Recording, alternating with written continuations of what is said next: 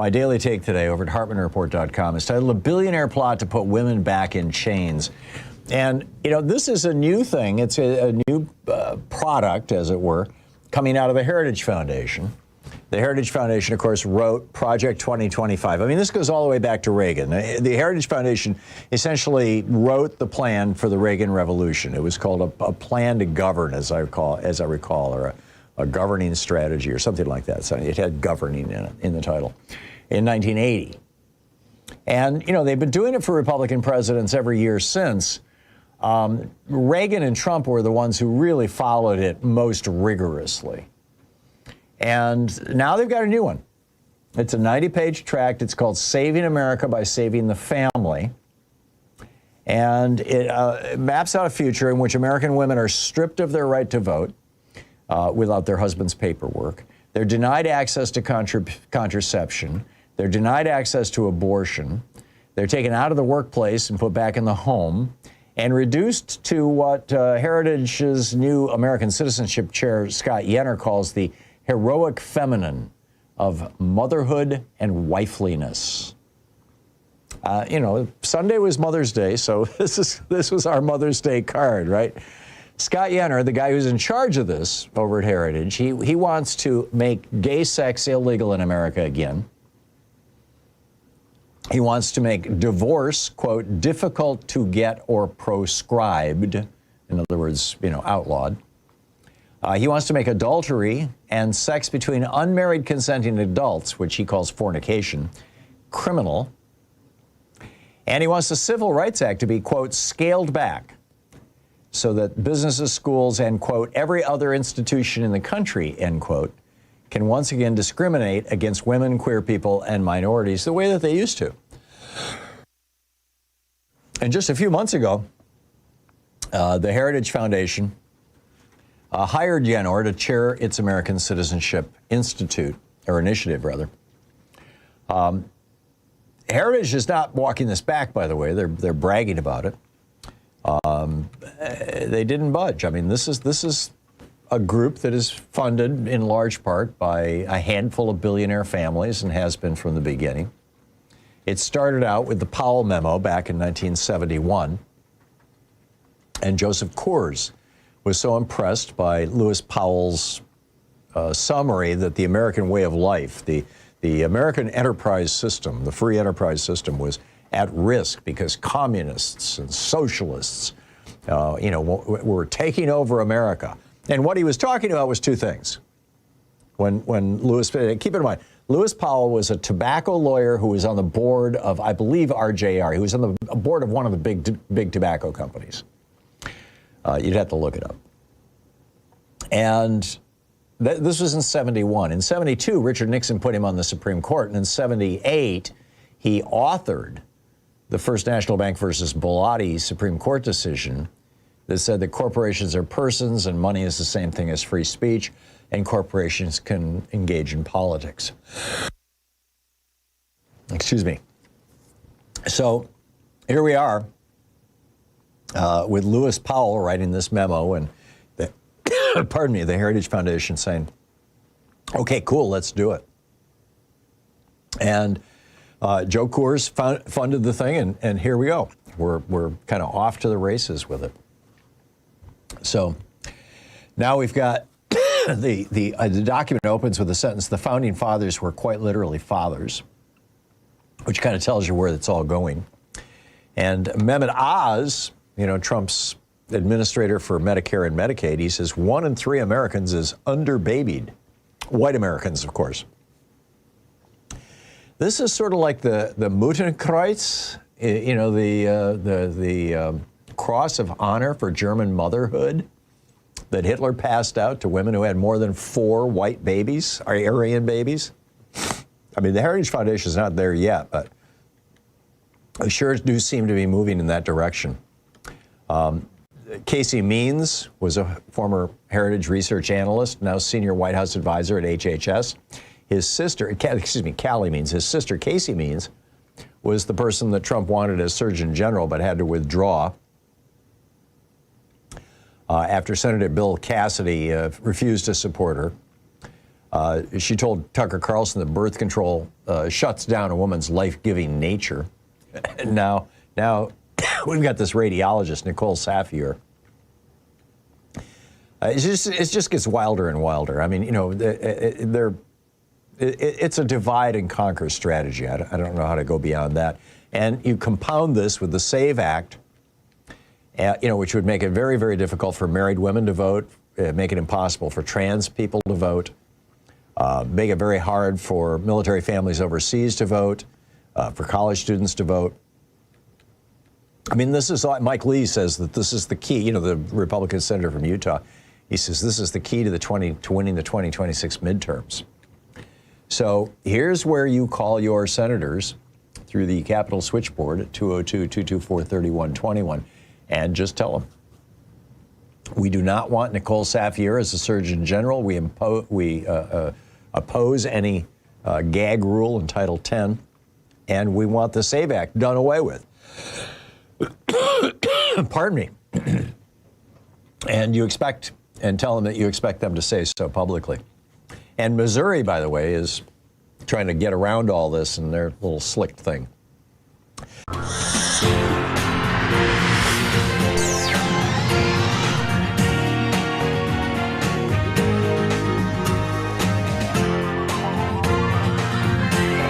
We say fight back!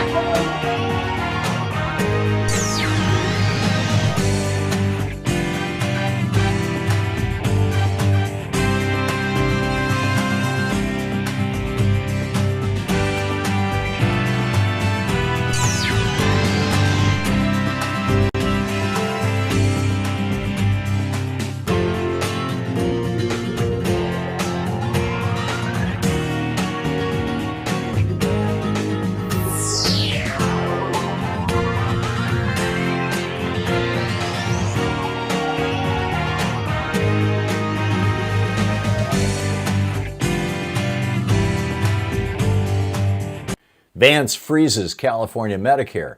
Missouri eyes a tax trap. Fetterman blues, Wall Street parties, and Putin bombs American factories.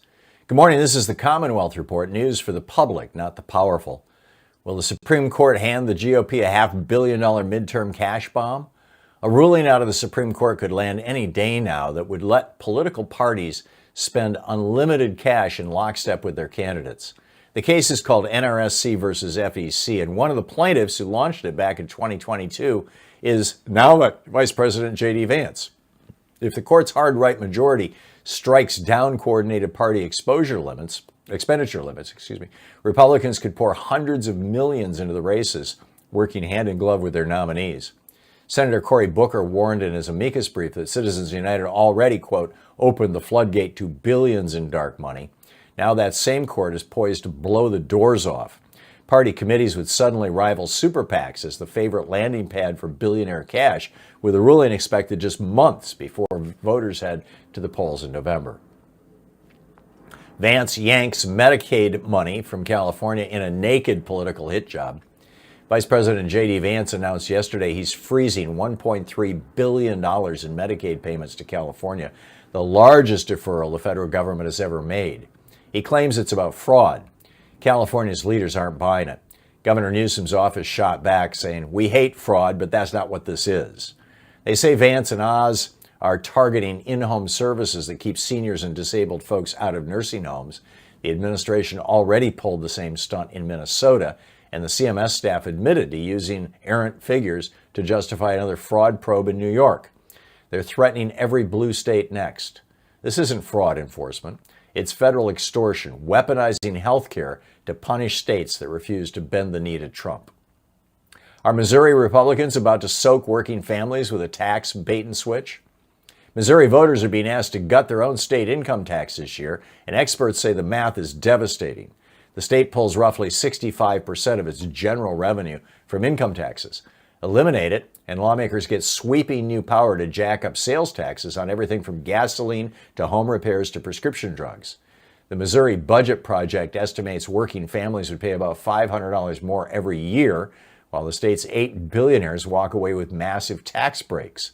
House Minority Leader Ashley Ahn called it a game pushed by the, quote, bootlickers in the Missouri GOP. She warns the plan blows a $9 billion hole in state revenue. If it passes, schools, roads, and seniors take the hit. The billionaires write the menu. Why did John Fetterman just hand Trump 2 massive wins in one day? Yesterday, Pennsylvania Democrat John Fetterman cast the deciding vote to kill a war powers resolution that would have reined in Trump's illegal war on Iran. It's the 7th time he's broken with his party on Iran since the bombing began.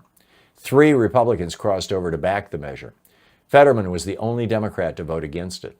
The resolution failed 49-50 by a single vote, his vote. Hours later, Fetterman joined every Senate Republican to confirm Kevin Warsh as the new Federal Reserve chair. Senator Elizabeth Warren said Trump nominated Warsh to be his sock puppet so he could crack down interest rates from the Oval Office.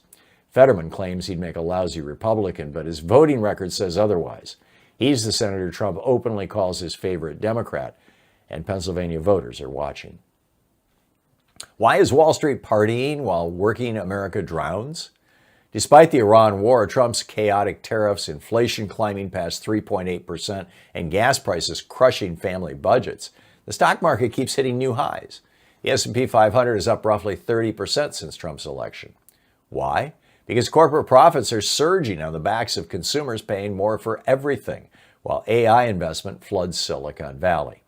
Working people see prices climb, paychecks shrink, and confidence collapse, while the richest investors see record returns. This is what oligarchy looks like in plain daylight. The Dow doesn't measure how Americans are doing. It measures how much wealth is being funneled to the top while everyone else gets squeezed. Russia bombs American factories and Trump doesn't say a word. The New York Times reports Russia's been systematically striking facilities owned by American companies inside Ukraine since last summer. Cargill, Coca-Cola, Boeing, Mondelez, Philip Morris, Bunge. 7 Russian drones slammed into a Cargill grain terminal in South Ukraine in just 3 minutes back in April. Andriy Hunder, who runs the American Chamber of Commerce in Ukraine, says Moscow, quote, wants to stop American business coming into Ukraine. But Trump's White House has stayed silent. Not one public condemnation this year. When Ukraine hit a Russian oil terminal with American investor stakes, the State Department fired off a formal protest demanding Ukraine knock it off. American factories get bombed by Putin, though, and our president looks the other way. Senator Jeanne Shaheen said the White House response amounts to complete silence. That's not strength. That's surrender. And that's the way it is today, Thursday, May 14th, 2026. I'm Thom Hartmann.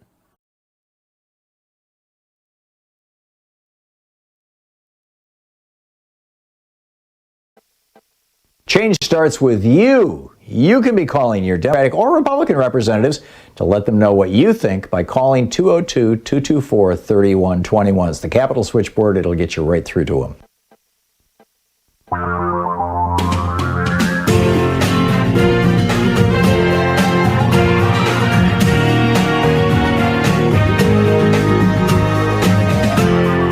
This is the Thom Hartmann Program.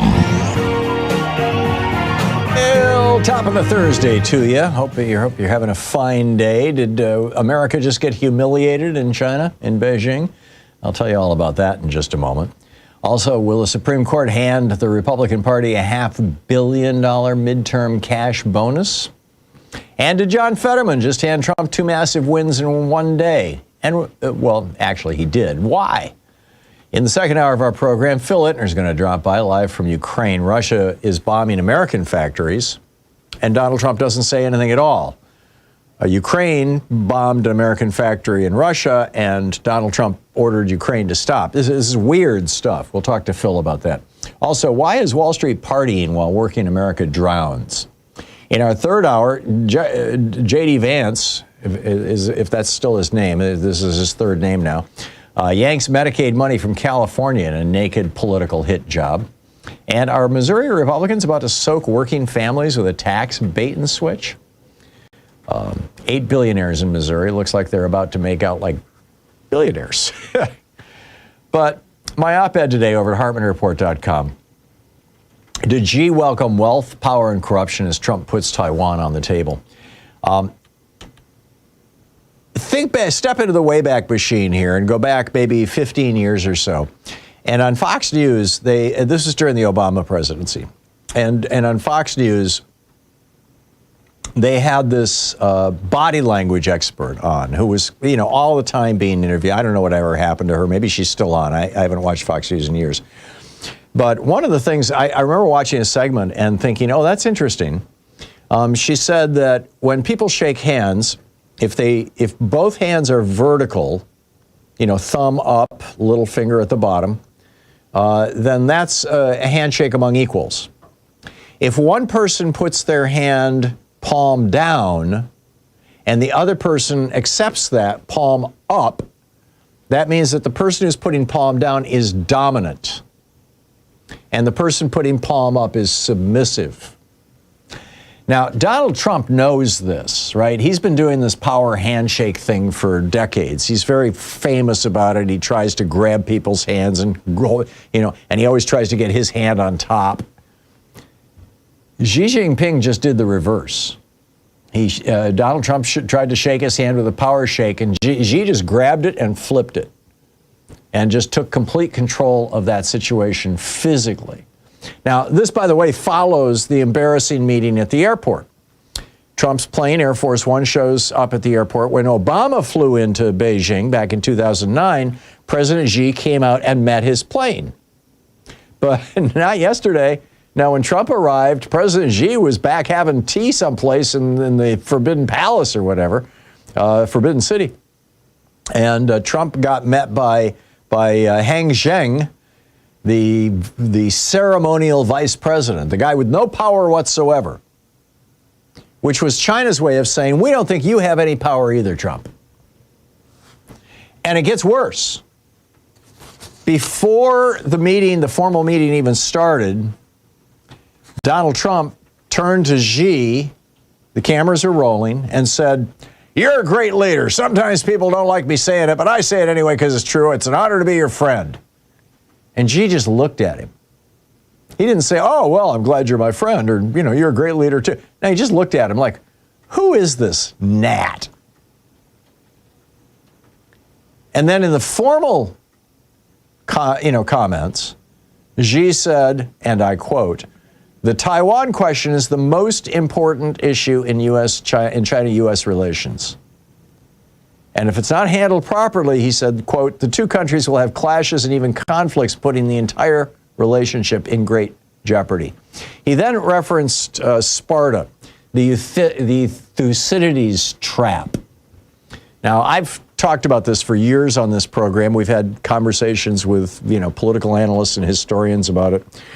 This is a story that Thucydides identified, which is, and this had to do with Greece and Sparta back 3,000 years ago, which is where you've got two powers, and one is clearly dominant, and the other one is clearly small compared to the dominant one. And the smaller power starts gaining power until they are at equal power.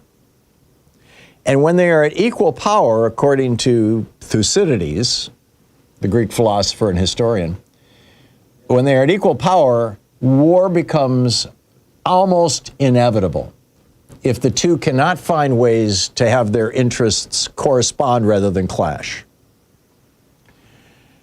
Xi referenced this, and it's obvious what he was talking. Trump didn't have a friggin' clue what Xi was talking about. The guy, he hired other people to sit in for him during history class.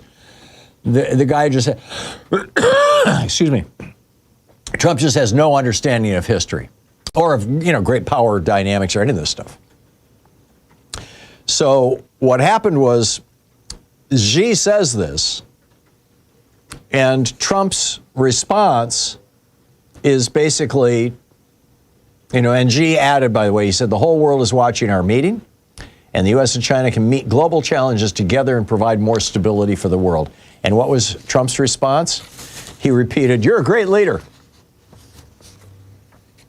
It's an honor to be your friend. And then he added, the relationship between China and the USA is going to be better than ever before. Donald Trump is and he also pointed to the billionaires in the room that he brought with him, the CEO of BlackRock, the CEO of Boeing, Tim Cook, Elon Musk, and he said, they're here to pay respects to you, China. In other words, he groveled. He didn't say, no, we're going to defend Taiwan. He didn't say, shove your Thucydides trap stuff up your behind. He didn't say we are going to defend democracy. He didn't bring up Jimmy Lai in Hong Kong, who's still in prison for having advocated democracy in Hong Kong, like he said he was going to do. None of that. Instead, he groveled. I mean, this is just dangerous stuff. Donald Trump has destroyed American credibility around the world. He has weakened our soft power by allowing this South African Nepo baby idiot to destroy USAID, thus weakening our soft power, particularly across Africa and South Asia. He's groveling in front of Xi when Russian missiles strike American companies, Boeing, in Ukraine. When Russian missiles strike American companies in Ukraine, Trump has literally not said a word. This has been going on for months. But when Ukraine struck an American-owned factory in Russia, Trump immediately said, oh, wait a minute, you can't do that. It's just amazing. Before he left for Ukraine, or for China, Trump said that he was going to discuss American arms sales to Taiwan. This is something that, Ronald Reagan had his 6 points. And one of them is, we will never compromise on arms sales to Taiwan with China. And Trump bragged before he left. He said, I'm going to have that discussion. It's one of the many things we'll be talking about. Xi would like me not to. No, Xi would love you to talk about that. This is just astonishing. How corrupt this man is, he brought his son along to hustle some business deals. Eric is there. I don't remember if Eric is Uday or Kusei. I think he's Kusei, right? This is just, we're abandoning American power. We're abandoning America's position in the world. The Taiwanese have to be scared to death right now about what's going on. I mean, Grandpa, who's losing it, who's falling asleep, whose hands are all covered with bruises, presumably from the anti-Alzheimer's drugs they're giving him by infusion. But who knows? And Raja Krishnamurthy, a congressman, has introduced the 6 Assurances to Taiwan Act that would codify Reagan's 6 assurances into binding federal law. We need this to stop Trump from selling out Taiwan. So if you, my project for the day is call your member of Congress at 202-224-3121 and tell them to support Raja Krishnamurthy's 6 Assurances to Taiwan Act. It's in both the House and the Senate. In the House, it's House Bill 3452. In the Senate, it's Senate Bill 3208. But you don't need the numbers. You can just say, support Raja Krishnamurthy's Taiwan, 6 Assurances to Taiwan Act. This is the Thom Hartmann Program. If these billionaires, Trump and the billionaires with him, who have no interest in America other than as customers, are going to sell us out, we need Congress to stand up.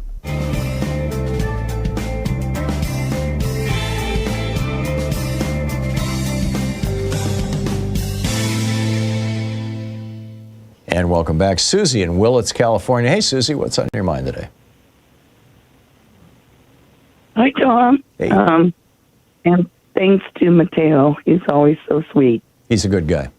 Except today it's not Mateo, it's Jeremy, because Mateo has a cold. This cold that I got, it seems to be, I don't know. They sound the same. Yeah.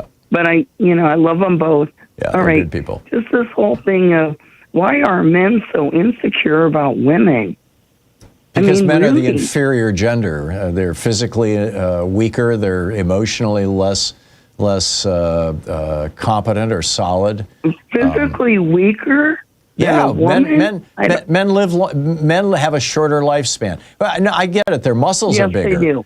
Their muscles are bigger, but Yeah. their resilience against disease. Men don't live as long as women. I mean, it's just that simple, generally speaking. I know, but it's just, why is there a competition? It seems like with a man and testosterone, it's always a competition. Yeah, testosterone's the most dangerous drug in the world. There's no doubt about that. Oh, yeah. I mean, women don't want to make wars, but the point is that why? I just don't get it. That men hate us so much. I mean, not all men, but a lot of them do. I don't think you can completely generalize, but there are a lot of misogynistic men. I'm not really, but what's astonishing to me, Susie, jealousy. Yeah, forgive my interrupting. Pardon?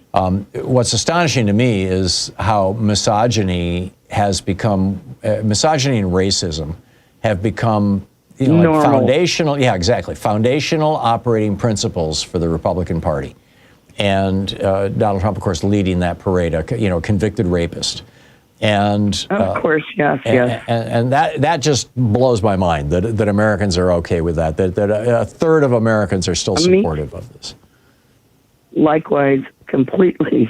Yeah, but beyond that, we're not going to solve this problem in this conversation. Susie, I got to move along, but thanks for the call. I appreciate it. Barbara in Manhattan. Hey, Barbara, what's up? Hey, Tom. So this is about AI, and first-time caller, long-time fan. So I think Bernie's suggestion about a timeout and a moratorium on AI and data centers is a really good idea, and I had a couple of suggestions while we're waiting. Mm-hmm. So the first is, I wondered if you knew the 1970 movie Colossus, the Forbin Project. No, I have not seen it. You should check it out. It's a perfect entry point for AI. Eric Braeden, the soap star, stars as Forbin. He's in his mid-80s now, and he still advocates for AI and guardrails. So if you guys are looking for a movie this weekend, I hope you'll check this one out. Colossus. The Forbin Project. Yeah. Yeah. And I also want to mention a couple of panels this year from the Munich Security Conference. Are you familiar with that? I am. Oh, okay, great. So there was one, they have great names for their panels. The one on AI is called, and they have great panels. The one on AI is called Outsmarting Ourselves, ? And Senator Murphy's on that one, and the climate change panel is Playing with Fire. Gavin Newsom's on that one. Wow, interesting. We reported on the Munich Security Conference. There were a few things, but I was unaware of those too. Thank you, Barbara. Oh, it's nice to hear from you, and I hope you call again. Will do, Tom. Thanks a lot. Okay. Have a great one. Yeah, you too. 20 minutes past the hour. We'll be right back.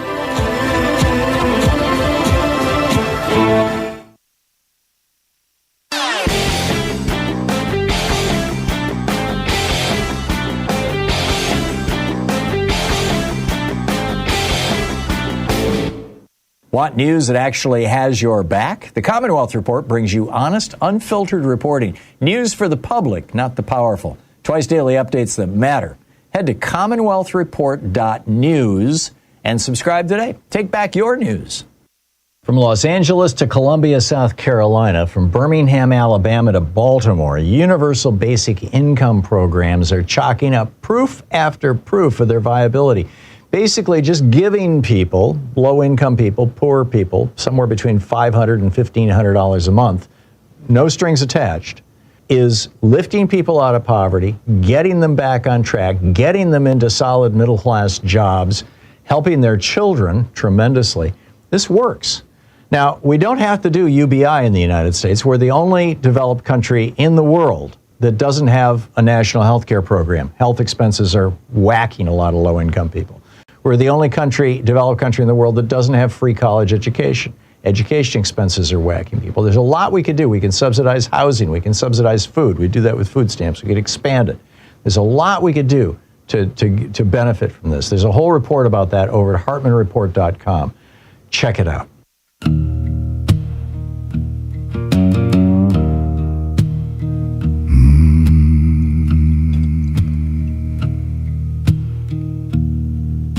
He flew across the ocean with the billionaires in line, red carpet in Beijing, while the cameras soaked the shine. No preacher for the prisoners, no word for human rights, just money in the back seats and Taiwan in the lights.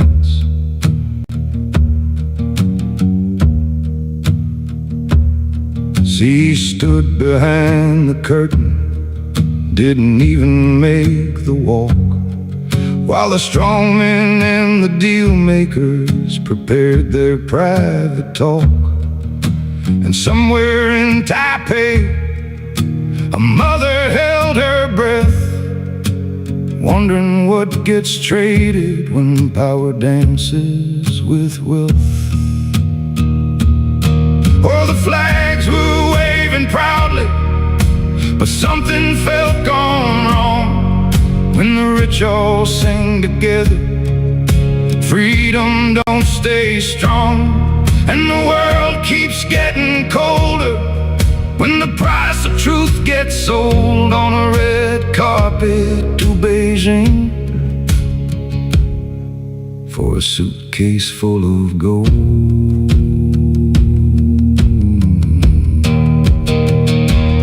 24 minutes. Welcome back. Will past the hours. Will the Supreme Court hand the GOP a $500 million midterm cash bomb? This is mind-boggling. A ruling out of the Supreme Court could land any day now that will let political parties spend unlimited amounts of cash in lockstep with their candidates. The case is called NRSC versus FEC, and one of the plaintiffs who launched it back in 2022 is the guy who's now the vice president, J.D. Vance. If the court's hard right majority strikes down coordinated party expenditure limits, Republicans could pour hundreds of millions, perhaps billions, into races, working hand in glove with their nominees. Senator Cory Booker warned in an amicus brief with the court that Citizens United already, quote, opened the floodgates to billions in dark money, end quote. Now that same court is poised to blow the doors off. Party committees would suddenly rival super PACs as the favorite launching pad for billionaire cash, with a ruling expected just months before voters head to the polls in November. This is mind-boggling. Meanwhile, why did John Fetterman just hand Trump two massive wins in one day? Yesterday, Pennsylvania Democrat John Fetterman cast the deciding vote to kill a war powers resolution that would have reined in Trump's illegal war on Iran. It's the seventh time he's broken with the Democratic Party on Iran since the bombing began. 3 Republicans crossed over to back the measure. It would have forced Trump to stop the war. Fetterman was the only Democrat to vote against it, and the resolution failed 49-50 by a single vote, his vote. Hours later, Fetterman joined every Senate Republican to confirm Kevin Warsh as the new Fed Reserve Chair. Senator Elizabeth Warren said Trump nominated Warsh to be his sock puppet so he can crank down interest rates from the Oval Office. Fetterman claims he'd make a lousy Republican, but his voting record says otherwise. He's the senator Trump openly calls his favorite. He's my favorite Democrat. And Pennsylvania voters are watching. You know, every cycle, Republicans find 1 or 2 Democrats that they can corrupt. There was a time when it was the former Democratic nominee for vice president, from the senator from Connecticut. It's just incredible, who blew up Obamacare, who killed the public option in Obamacare. And now we've got the senator from Pennsylvania who is, excuse me, going along with Republicans on this. Pardon me. It's mind-boggling. And then, of course, it was, Manchin and Sinema before that. So good old Joe, and now we've got good old John. Incredible. 27 minutes past the hour. So what's on your mind? I'll pick up your calls on the other side of the break. Stay with us.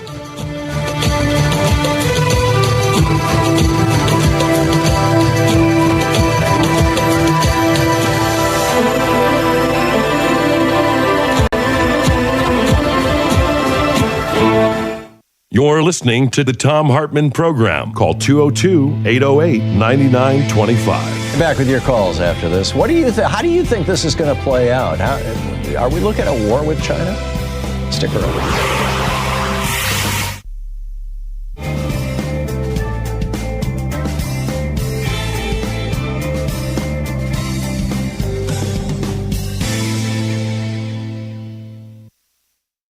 Vance freezes California Medicare. Missouri eyes a tax trap. Fetterman blues. Wall Street parties. And Putin bombs American factories. Good morning. This is the Commonwealth Report. News for the public, not the powerful. Will the Supreme Court hand the GOP a $500 million midterm cash bomb? A ruling out of the Supreme Court could land any day now that would let political parties spend unlimited cash in lockstep with their candidates. The case is called NRSC versus FEC, and one of the plaintiffs who launched it back in 2022 is now Vice President J.D. Vance. If the court's hard right majority strikes down coordinated party expenditure limits, Republicans could pour hundreds of millions into the races, working hand in glove with their nominees. Senator Cory Booker warned in his amicus brief that Citizens United already, quote, opened the floodgate to billions in dark money. Now that same court is poised to blow the doors off. Party committees would suddenly rival super PACs as the favorite landing pad for billionaire cash, with a ruling expected just months before voters head to the polls in November. Vance yanks Medicaid money from California in a naked political hit job. Vice President J.D. Vance announced yesterday he's freezing $1.3 billion in Medicaid payments to California, the largest deferral the federal government has ever made. He claims it's about fraud. California's leaders aren't buying it. Governor Newsom's office shot back saying, "We hate fraud, but that's not what this is." They say Vance and Oz are targeting in-home services that keep seniors and disabled folks out of nursing homes. The administration already pulled the same stunt in Minnesota, and the CMS staff admitted to using errant figures to justify another fraud probe in New York. They're threatening every blue state next. This isn't fraud enforcement. It's federal extortion, weaponizing health care to punish states that refuse to bend the knee to Trump. Are Missouri Republicans about to soak working families with a tax bait and switch? Missouri voters are being asked to gut their own state income tax this year, and experts say the math is devastating. The state pulls roughly 65% of its general revenue from income taxes. Eliminate it, and lawmakers get sweeping new power to jack up sales taxes on everything from gasoline to home repairs to prescription drugs. The Missouri Budget Project estimates working families would pay about $500 more every year, while the state's 8 billionaires walk away with massive tax breaks. House Minority Leader Ashley Ahn called it a game pushed by the, quote, bootlickers in the Missouri GOP. She warns the plan blows a $9 billion hole in state revenue. If it passes, schools, roads, and seniors take the hit. The billionaires write the menu. Why did John Fetterman just hand Trump 2 massive wins in one day? Yesterday, Pennsylvania Democrat John Fetterman cast the deciding vote to kill a war powers resolution that would have reined in Trump's illegal war on Iran. It's the 7th time he's broken with his party on Iran since the bombing began. 3 Republicans crossed over to back the measure. Fetterman was the only Democrat to vote against it. The resolution failed 49-50 by a single vote, his vote. Hours later, Fetterman joined every Senate Republican to confirm Kevin Warsh as the new Federal Reserve chair. Senator Elizabeth Warren said Trump nominated Warsh to be his sock puppet so he could crack down interest rates from the Oval Office. Fetterman claims he'd make a lousy Republican, but his voting record says otherwise. He's the senator Trump openly calls his favorite Democrat, and Pennsylvania voters are watching. Why is Wall Street partying while working America drowns? Despite the Iran war, Trump's chaotic tariffs, inflation climbing past 3.8%, and gas prices crushing family budgets, the stock market keeps hitting new highs. The S&P 500 is up roughly 30% since Trump's election. Why? Because corporate profits are surging on the backs of consumers paying more for everything, while AI investment floods Silicon Valley. Working people see prices climb, paychecks shrink, and confidence collapse, while the richest investors see record returns. This is what oligarchy looks like in plain daylight. The Dow doesn't measure how Americans are doing. It measures how much wealth is being funneled to the top while everyone else gets squeezed. Russia bombs American factories and Trump doesn't say a word. The New York Times reports Russia's been systematically striking facilities owned by American companies inside Ukraine since last summer. Cargill, Coca-Cola, Boeing, Mondelez, Philip Morris, Bunge.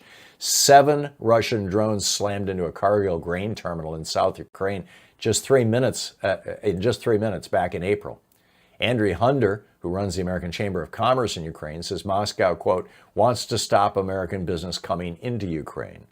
But Trump's White House has stayed silent. Not one public condemnation this year. When Ukraine hit a Russian oil terminal with American investor stakes, the State Department fired off a formal protest demanding Ukraine knock it off. American factories get bombed by Putin, though, and our president looks the other way. Senator Jeanne Shaheen said the White House response amounts to complete silence. That's not strength. That's surrender. And that's the way it is today, Thursday, May 14th, 2026. I'm Thom Hartmann.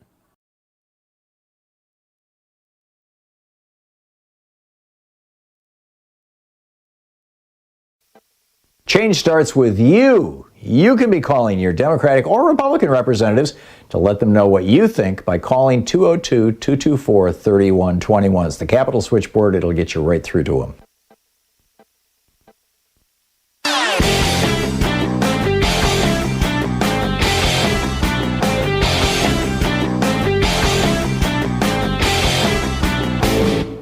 Did you know that every weekday we send out an email before the show giving you all the topics coming up so you can be fully informed and ready to interact with our program? Or that after the show we send out Sue's Stack, a list of every topic I've discussed along with clickable hot links to every source of information I've shared with you on the air? It's all completely free and available over at thom.tv, THOM.tv. Check it out.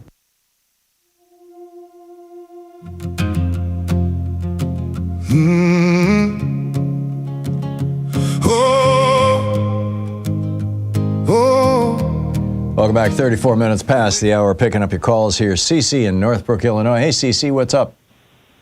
Well, I was reading your article this morning. It's the title, Trump puts Taiwan on the table. Mm-hmm. And I couldn't even really get through it, Tom. It's just that disturbing. It's a good article. I'm embarrassed to be an American. Yeah. And welcome to the club. Republicans have an Alzheimer's patient just selling the country for parts. And the system of America, I think, Tom, needs to be he's tearing it down. It's going to have to be rebuilt.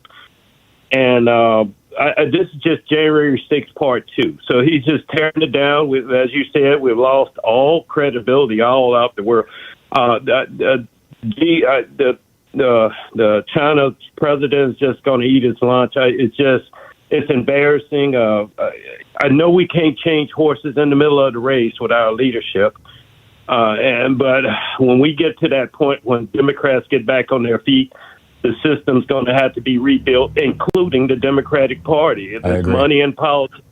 I agree. The ones who's taken all this PAC money, and Cory Booker comes to my mind off the top. I don't know, but we need a list of who in the Democratic Party takes the most money, or just a list. Now, that doesn't make them necessarily corrupt. It's just the way the system is built right now, thanks to the Supreme Court. Yep. But my main thing, Tom, is I'm embarrassed. This Alzheimer's patients. No, let me take that. The Republican Party. Trump is getting too much fanfare on this. The Republican Party. By the time this man gets back to the United States, he should be out of office. He's embarrassing us. I don't know what the Republicans are getting out of this, except, I don't know, do they call that owning the libs? They get some type of joy when we get angry and we pound the table. And this is why I have a problem with the Democrats. There's no reason that this Alzheimer's patient is doing anything. They should be laughing him out of the country. The Jimmy Kimmels of the world, they should be the Democrats should be shadowing him. This man's a laughing stock, and he's making us all the laughing stock. I have no pride in this. I'm a black man, I mean, I've never been proud of the country fully anyway, but I do have allegiance to the country. It's my country. But this embarrassment goes beyond race. Just ignorance. No, it's humiliating. It really is. It's humiliating. And it's dangerous. It's humiliating. It's dangerous. I mean, you know, China's building nuclear weapons like there's no tomorrow. They've got they're building a navy that has already surpassed ours in terms of its power. They've got a drone capacity that we are just beginning to even look at, with now 3 drone companies that are owned in part by Uday and Kusei Trump. I mean, it's like, you know, even our military is a grift.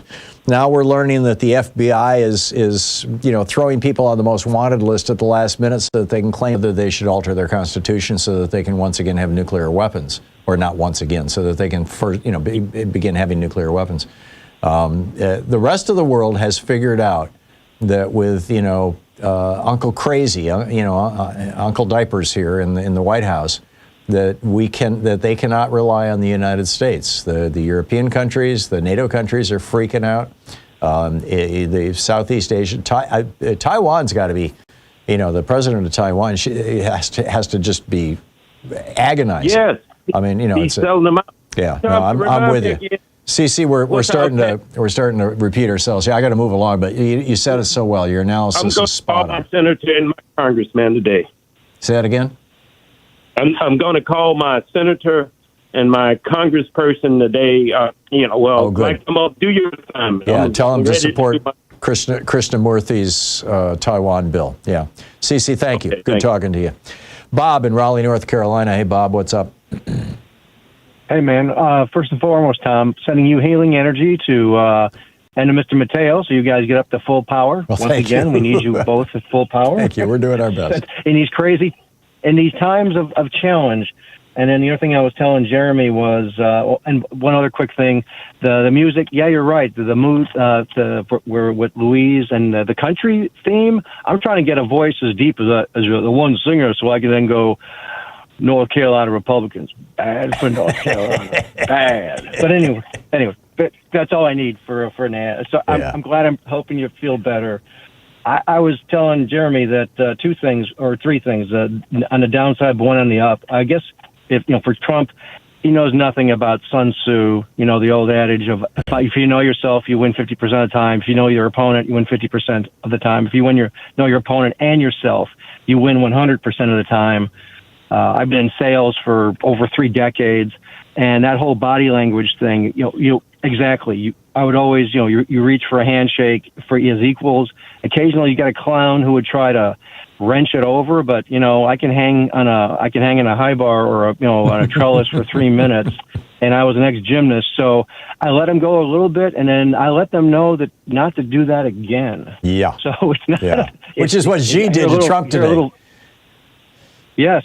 Exactly. He's demonstrating it's just the most basic level of who's in charge. Yeah. And but the one thing, when you asked what would have he said, what are you going to do about this, Xi to Trump? If it had been President Harris, it would have been, well, beware of the porcupine defense, which is basically how Ukraine has been able to make life tough and actually going to defeat Russia in the end. Yeah. And if for China, you think you're just going to overrun his island, I don't think about it, guy. You're going to pay a hell of a price. Are you willing to pay that your people are going to Yeah, that's what he should have said. So, Instead, anyway. He said, oh, you're a great leader. We're so happy to be here with you. Please give us some money.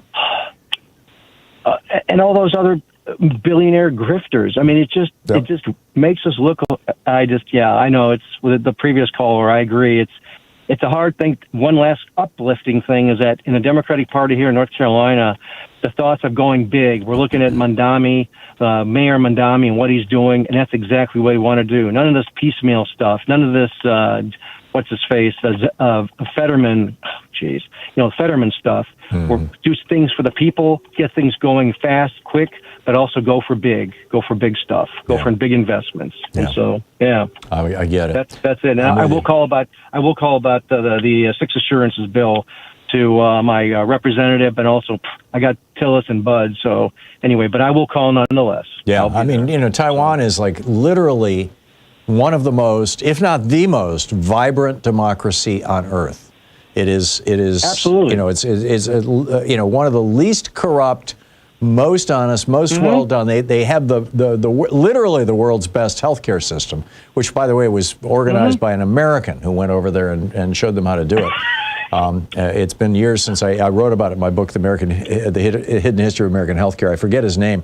It wasn't Edward Deming. He was the guy who brought, you know, to Japan, you know, just in time and production and stuff. But you know, it was another Quality guy. control. I met him. Yes. Oh, really? Years ago. But yes, I agree. Yeah, an amazing guy. Yeah. Anyhow, Bob, I got to move along. Thanks for the call. It's good you, hearing Tom. from you. Good talking to you. Thank you.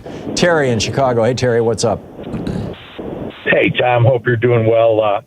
This is a little off topic for the day, but it's been on my mind for about a week. Last week, I think it was, came out that Ukraine is killing it with the drone technology over there. Yep. And I'm just wondering, since the Pukes of Hazard started their own drone company, what's the likelihood that they are selling drones or will be selling drones to Russia? Oh, you mean Uday and Qusay Trump? Yeah, yes. Yeah, they've got they're invested now in 3 different drone companies that all now have contracts with the Pentagon. Suddenly, magically, God only knows, Terry. I frankly doubt that any American defense contractor would be selling to Russia, but it wouldn't surprise me. I mean, look at how, you know, China wanted to get some NVIDIA chips, so Trump is bringing Justin Hong all over to China. You know, the guy who's the head of NVIDIA. He's over there to cut some deals. But, you know, the easy way to get them would be through the UAE, because the UAE has a mutual defense treaty with China. Anything that they get from us, they share with China. So what happens? The UAE puts $500 million, $500 million into Trump's crypto company. And then Trump's crypto company now, you know, and of that, about 100 million of that went right into Trump's pocket instantly. And so then Trump says, oh, well, we'll sell you the NVIDIA chips, UAE, and then UAE, you know, presumably sends them to China. So, you know, this is how the dance is being played. So whatever kind of drone technology we come out with, maybe we'll figure out a way to give it to the UAE also, and they can give it to China. Yeah. All right. Thanks. Yeah, You have thanks, a good Terry. rest of your day, Tom. Yeah, you too, Terry. But the bottom line is China's already so far ahead of us on drone technology. It's mind-boggling. It's just mind-boggling. We'll be right back. 45 minutes past the hour.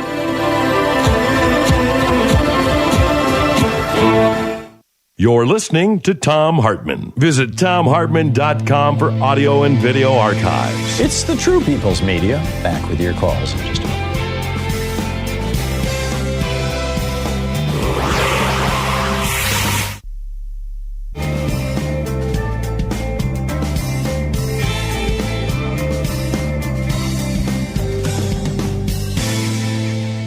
And welcome back, Deidre. Deidre in Palo, Minnesota. Hey, Deidre, what's up? Hi, love your show. Thank you. I just wanted to make a comment about Grandpa President, Sundowner, Befuddled Pants. Yeah. Anyway, your Tidra segment too, huh? earlier, you were talking about the treatment that she is displaying toward him. My husband was watching earlier today, and he said that they were being seated for the dinner. And he said that Trump was getting ready to sit down, and there was a pillow on his chair. The woman came and removed the pillow so that Trump sat a little lower than she. So I wonder if she had a pillow on his chair to make himself look taller. Yeah. But anyway, my husband said he looked like a little old man. And when you were describing the treatment, you know, as far as a handshake and him not being there to greet him, it's all falling into play that she does not think too highly of him, and that he's kind of trying to let Trump make a fool of himself. Yeah. She doesn't even need to do it. Yeah. And then there was another comment I had. Years ago, before he was president in the first term, they showed a clip. PBS had shown, it was a biography of both Hillary and Trump. And somebody, and I want to say it was Rona Barrett, had interviewed Trump years earlier. And she had asked him about being president. And his comment was, if I ever become president, I would be the one president to make money while in office. Mm-hmm. That is his agenda, period. He couldn't care less about the everyday people, the ones who got suckered into voting for him. Yeah, and I remember that quote. I remember that quote. Yeah. And really, a lot of people don't talk about that, but, that, like I said, that is his agenda. And then I also had another... I've got too much time on my hands where I'm watching this politics, and then I tell you, I'm sprouting gray hairs and wrinkles each day.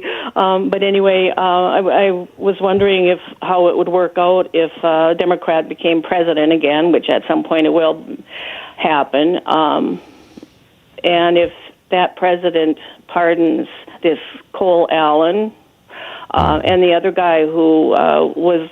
I think he's serving time in jail now for. Yeah.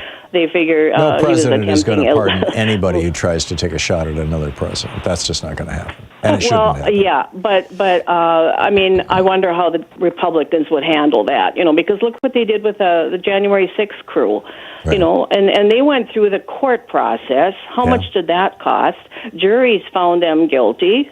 And they tried, and they wanted to murder the vice president and the Speaker of the House. Right. Yeah. Said so. Yeah, and I feel like it's Twilight Zone on steroids. I feel that like that's what we're living. So, but anyway, listening to people like you kind of helps me keep my sanity, and I have to realize that there are probably a lot more of us, than the ones in charge. And at some point, what they're doing is going to backfire. I just have to hold that thought. Well, I think it already is, and you can see that in the polling numbers right now. And that's why the Republicans are trying to intimidate voters. It's why they're redrawing districts. It's why they're making it illegal to do voter registration drives. It's why they're doing everything they can to pre-rig the elections. Well, and Trump made a comment to Zelensky regarding election, and Zelensky said, well, we can't have an election when there's a war going on, and it's like a light went off in Trump's head. He was like, I need a war. Yeah, exactly. I agree. Deidre, I'm out of time. Thank you.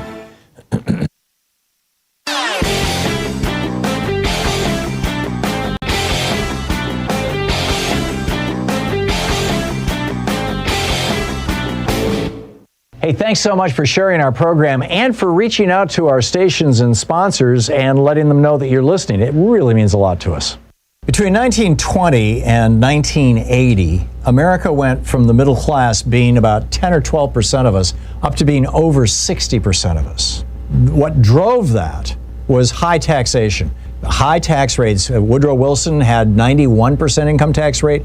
Franklin Roosevelt, 90% top income tax rate. Lyndon Johnson dropped it down to 74%. But from that, throughout that entire period of time, with the exception of the Roaring 20s, this brief little 10-year period, 12-year period, the top income tax rate was in the neighborhood of 74 to 90%. And what that did was it caused really rich people to leave their money in their businesses and pay their workers well, and that produced the middle class. Reagan came along and dropped that top tax rate down to 25% and then 27%, and it's now in the 30s, and that's what killed the middle class. We need to bring back these high taxes. There's a whole article about it at HartmannReport.com. Will the morbidly rich ever go back to being good citizens? Check it out. Fees may apply. Welcome back, 9 minutes before the hour. Picking up your calls here. Renee in Sheridan, Oregon. Hey, Renee, what's up? Hey, Tom, I just want to make a comment on that lady who said why the men hate women so much. Mm-hmm. And my feeling is I'm a DNA person. It's all about the DNA. Women are looked on just for reproduction and making sure the species lives on.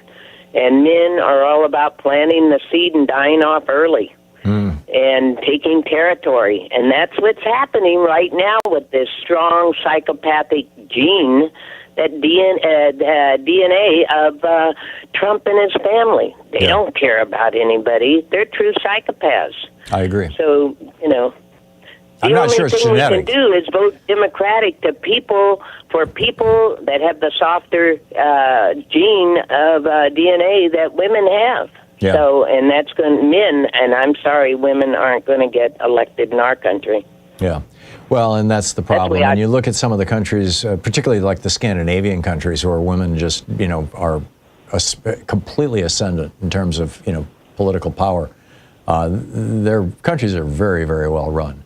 So, this is, we need a lot more women in our politics and frankly, a lot fewer men. It's just obvious. Renee, thank you. Well said. Andy in Vancouver. Hey, Andy, what's up?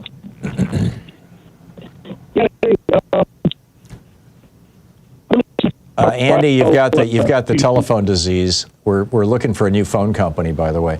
Andy, Jeremy, Andy's on line 1. You may have to just call him back on the back line. Uncle Russell in Lafayette, Indiana. Hey, Russell, what's up? Hey, Tom. Again, in reference to that call Susie made, why women hate men. Ever since I can remember, as a kid, as a child, let's take sports, for example. Courage, discipline, must win, defeat the opponents. Military training, same thing. Courage, discipline, must win, defeat the opponents. Is that a problem? Is that why we're in the situation we're in right now as a world? Because we're on the brink of World War III. Yeah, I know. I don't know that there's any easy answer to this, Russell. It's clearly in our genes. I mean, you look at the difference between bonobos, or however you say it, bonobos, the make love not war monkeys versus the chimps, which are make war not love monkeys, and we're more closely related to the chimps. And there's this 15-year civil war going on right now in Uganda, for example, among two chimp tribes, or within a chimp tribe. I think that the good news is that what culture proves, by and large, throughout history, is that we can overcome our impulses. We can overcome our DNA. We can lift ourselves above our impulses. The problem is that you've got a political party that has decided that catering and pandering to those impulses is politically advantageous, and telling men that they are superior and that women are inferior and that women shouldn't even be voting, and and then of course the whole thing about race, the same message essentially: white people are the best. These are really, really destructive messages. They're destructive to our children. They're destructive to our society. And sadly, the Republican Party has decided to completely embrace them. We've got a rapist as a president right now. Right. An adjudicated rapist. It's mind-boggling when you think about it. I mean, just absolutely mind-boggling that that Fox News, these billionaire-owned media operations, and now CBS with Nepo baby, David Ellison running it, and soon to be CNN. That these billionaire-run media operations are so successful that they can convince American men to do things that are just heinous, and to think and to think in ways that are toxic, that are actively destructive to not just our own lives and the quality of our relationships and our marriages and our parenting and our friendships, but our nation. Our politics, the way that we do business, the way that we govern ourselves, the way that we conduct ourselves in the world relative to other people. All of this stuff is... Yeah, people are so gullible. They believe that crap. Yeah. I have friends and neighbors who watch Fox News and they just, that must be true. But you saw it on television, and they have just no idea how they're being manipulated. Russell, thanks for the call. Good to hear from you. Spot on. On the other side of the break, we'll check in with Phil Ittner, live in Ukraine. There was a hell of a bombardment at Kyiv overnight from Russia. So hopefully Phil will be there and we'll be able to get through. Stick around, we'll get to it.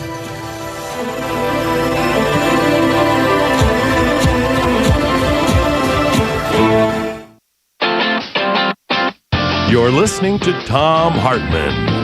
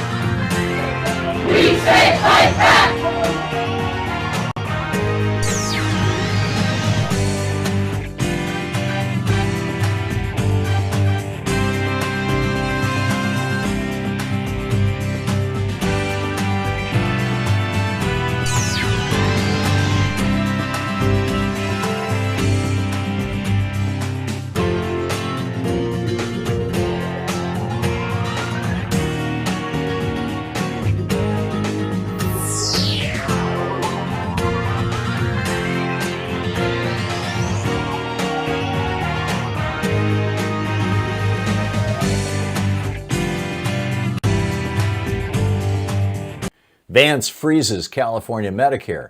Missouri eyes a tax trap. Fetterman blues. Wall Street parties. And Putin bombs American factories. Good morning. This is the Commonwealth Report. News for the public, not the powerful.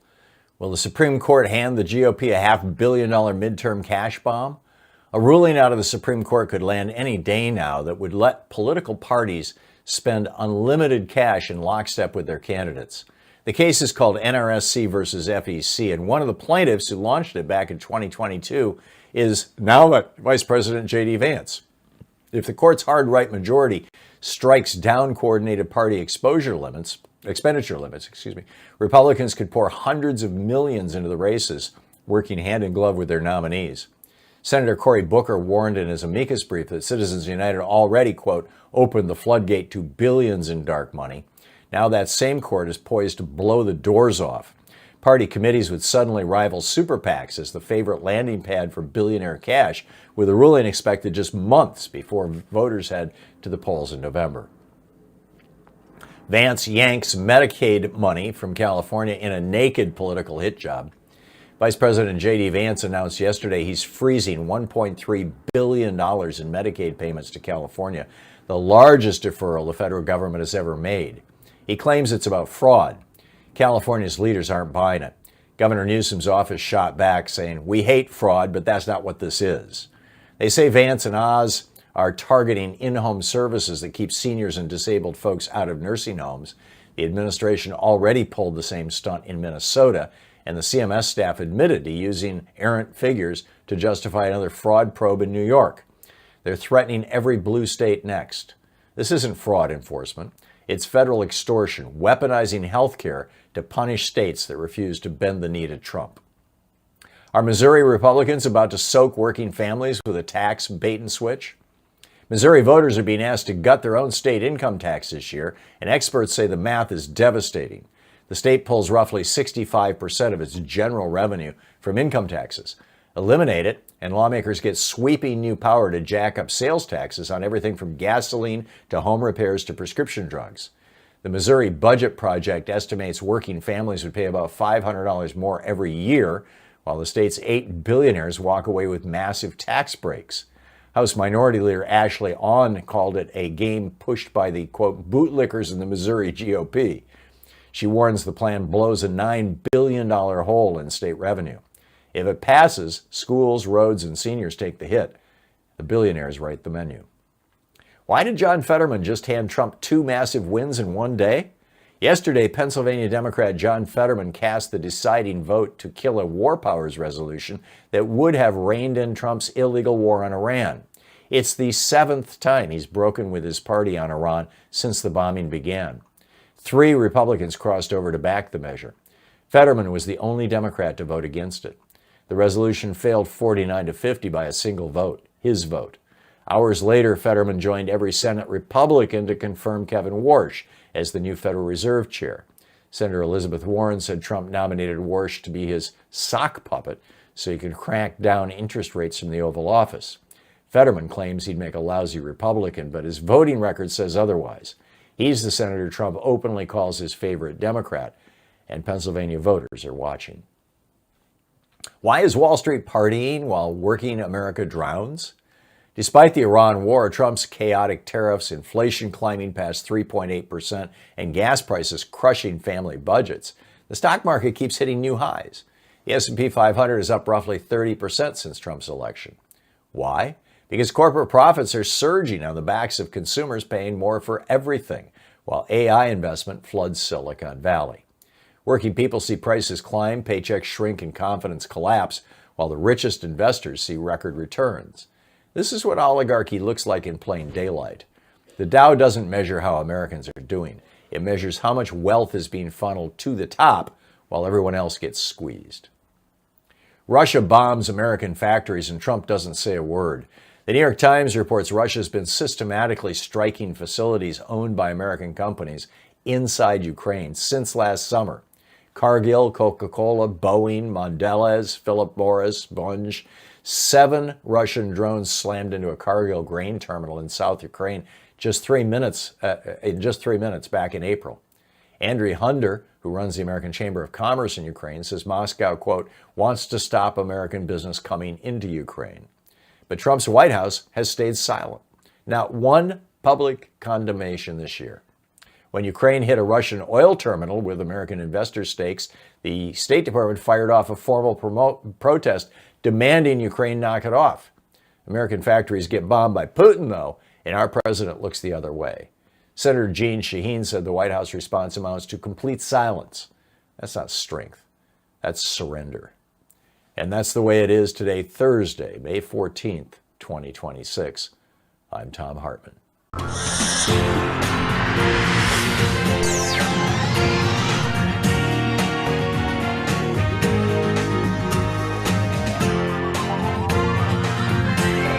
We say fight back!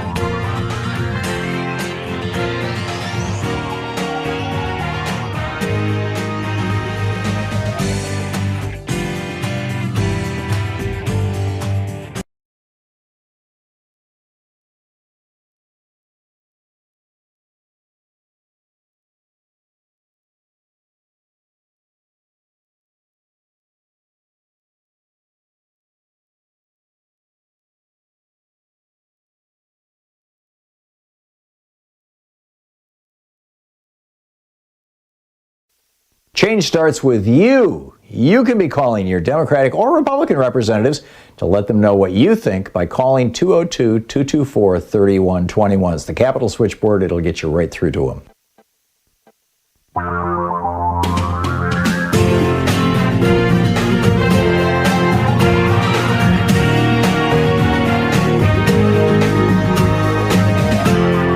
This is the Thom Hartmann Program.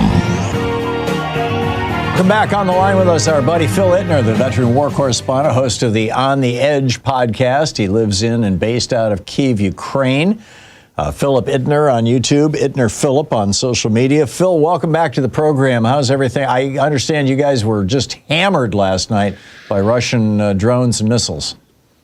Yeah, it was a rough night. And it went on for hours. And I guess the count is somewhere around 600 drones were launched against Kiev, and 56 ballistic and cruise missiles were launched against the capital. Many of them, we still have very good air defense here, so many of them were shot down, but a few did get through. I had a building get hit about 15-minute walk from me here. Mm-hmm. So needless to say, a little sleep deprived today. Yeah. The body count was large. I think for the entire city it was 15. There was an apartment building that was struck, and 7 were killed, if I'm getting those numbers right, alone in that one strike. Countless other injuries. They're still pulling people from the rubble.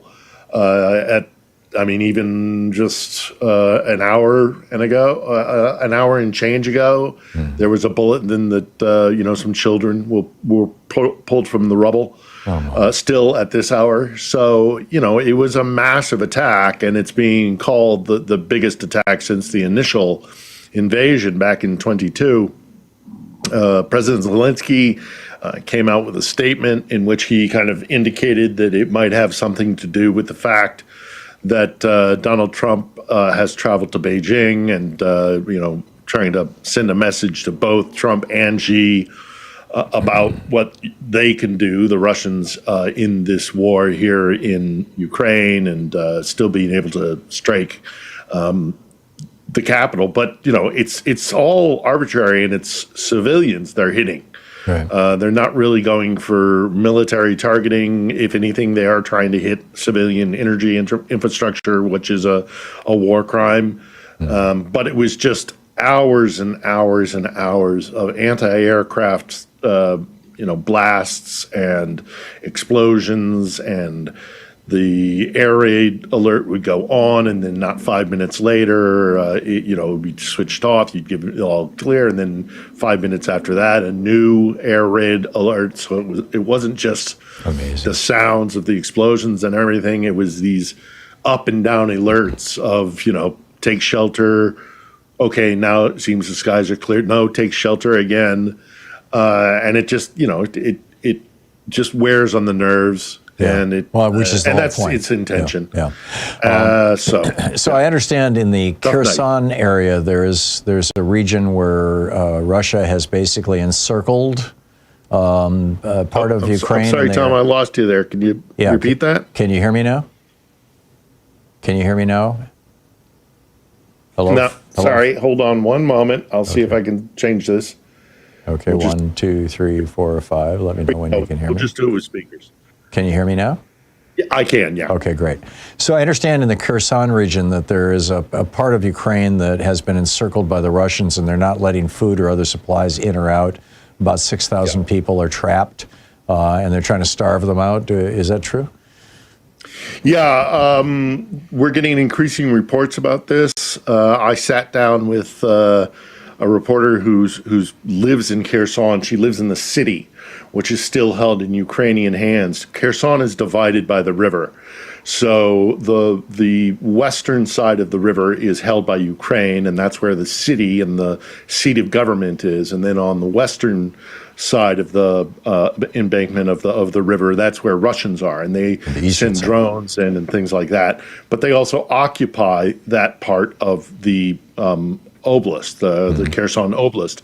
And so they occupy these towns, and they've encircled them with mines, and they hunt people who try to leave with drones. So people are, they don't even try and get out because it's so dangerous. If you get in a vehicle, you're a target. But we are slowly getting people who are escaping. They are getting out, and they circle around. They go into Belarus, and that's the only way. That's the only border crossing that they can use to get back into Ukraine. So they have to go into Russia itself, mainland Russia. Then they cross over into Belarus, and then they cross down into Ukraine. And they're bringing stories of bodies being left in the streets for animals to eat, scavenge.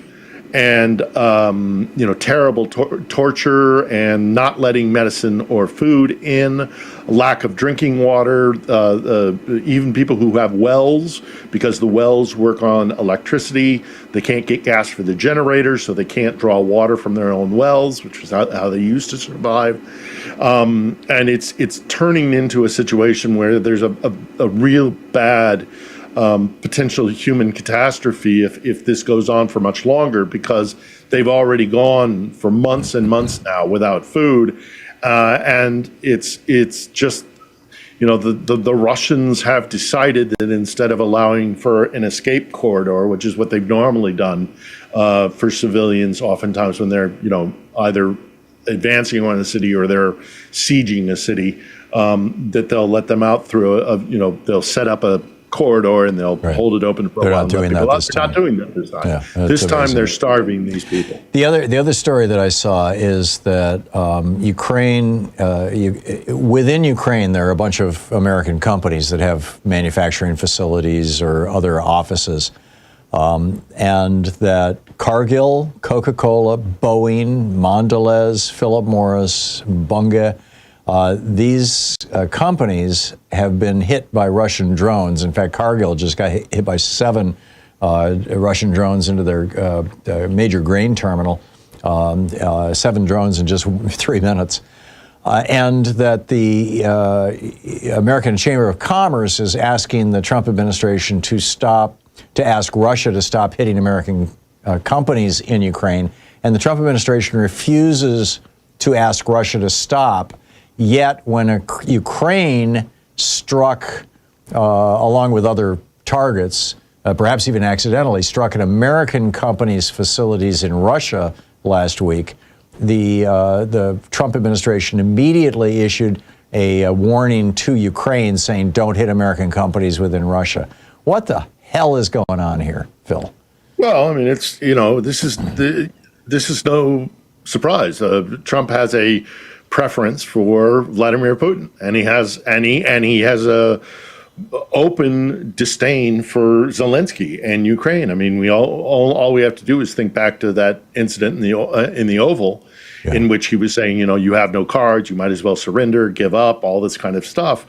And then, Ukraine, it turns out, actually does have a lot of cards, because not a few weeks later after that, they had Operation Spiderweb, which was a groundbreaking drone assault deep into Russia's territory, which hit a huge percentage of their tactical bomber command and assets. It's clear that Trump has a preference for Putin, and he's a Russian asset. I think he has been since the 80s. I agree with you, Tom. I get a lot of flack for this, but I 100% believe that he is a Russian asset. I think he's been compromised by Russian military intelligence, and I think he is doing their bidding, and that includes, destroying us domestically, ganging up with oligarchs on a global level. Many of them are Russian or former Soviet.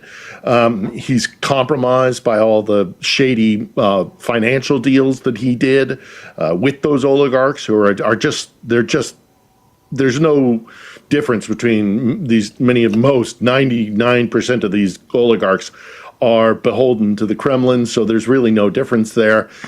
We have a Manchurian candidate, I firmly believe, and at some point, hopefully, we get a post-mortem on this and we learn the truth. But I do firmly believe that he is either a willing participant or a useful idiot, or he's compromised, and so he does their bidding. But one way or the other, Putin's pulling the strings, and we're all paying for it. You got it. We're talking with Phil Ittner, the war correspondent based out of Kyiv, Ukraine, live from Kyiv, Ukraine. Phil, I just have 2 minutes to a hard break here. Trump is in China. President Xi has humiliated him now several times. Trump told Xi how wonderful he was. Xi did not respond, literally did not reply. Trump tried to shake his hand and dominate him by flipping Trump's hand over Xi's, and Xi flipped Trump's hand upside down and dominated him with, Trump with his famous dominance handshake, blew up in his face. Xi warned Trump about the Thucydides trap this morning, about, what happens when medium powers rise to great powers and war becomes inevitable. And Trump had no idea what he was talking about, and instead blithered about how wonderful Xi is as a leader. He thinks he can flatter this guy into doing something nice. He's brought a bunch of billionaire oligarchs along with him who are all trying to cut deals, including his own son. Is this going to have any impact on Ukraine and Russia? I don't think so. We'll have to see. Xi has been giving munitions aid to Russia openly, but in a sentence that I never thought I would say, I actually agree with both Vladimir Putin and Donald Trump in recent statements that they've made within the last couple of weeks in the run-up to this meeting, perhaps, in that both Trump and Putin have said that the war in Ukraine is coming to an end, and I agree with that. I do think the war is coming to an end because Russia's losing it. But here's the thing that Donald Trump and Putin aren't saying, is that the war is coming to an end, but the end result, the conclusion of this war, will be a disastrous loss for Russia and a historic victory for Ukraine. Yeah, Ukraine is going to be sovereign, and it's going to be democratic, and it's going to own the territory that is strategically important to it. It might lose some territory that the Russians occupy currently, but the Russians are being repelled, they're being pushed back all over the place, and they're doing very badly on the front lines. And so if the war is to end anytime soon, as both Putin and Trump have intimated, it's bad news for Moscow and Putin. Yeah, I absolutely agree with you, Phil. It certainly looks that way. Phil Ittner. Phil, always great talking with you. Thanks so much. Good talking to you, Tom.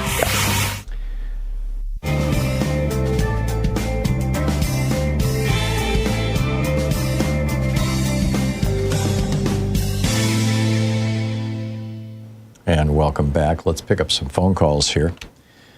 Let's see here. Bobby in La Puente, California. Hey, Bobby, what's up? Yeah, I want to comment on the visit. You hear that line from Braveheart when they were going to meet Wallace, and they told the general, whoever he was, I hope you washed your ass. I hope I can say that because it's about to get kissed. Mm-hmm. And that's what Trump did. Yeah. I couldn't watch that continuously. The Brown Nose Brigade. Yes. You understand? Yeah. So that's what he did.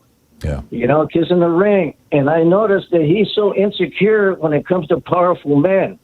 Before the trip, Tom, my opinion, he prayed to Putin. He said he has a portrait. He's up at 3 a.m, bewitching hour, praying to Putin, thanking him. Mm-hmm. I agree with you. He gets his orders from Russia. I know this. You know what I'm saying, Tom? Yeah.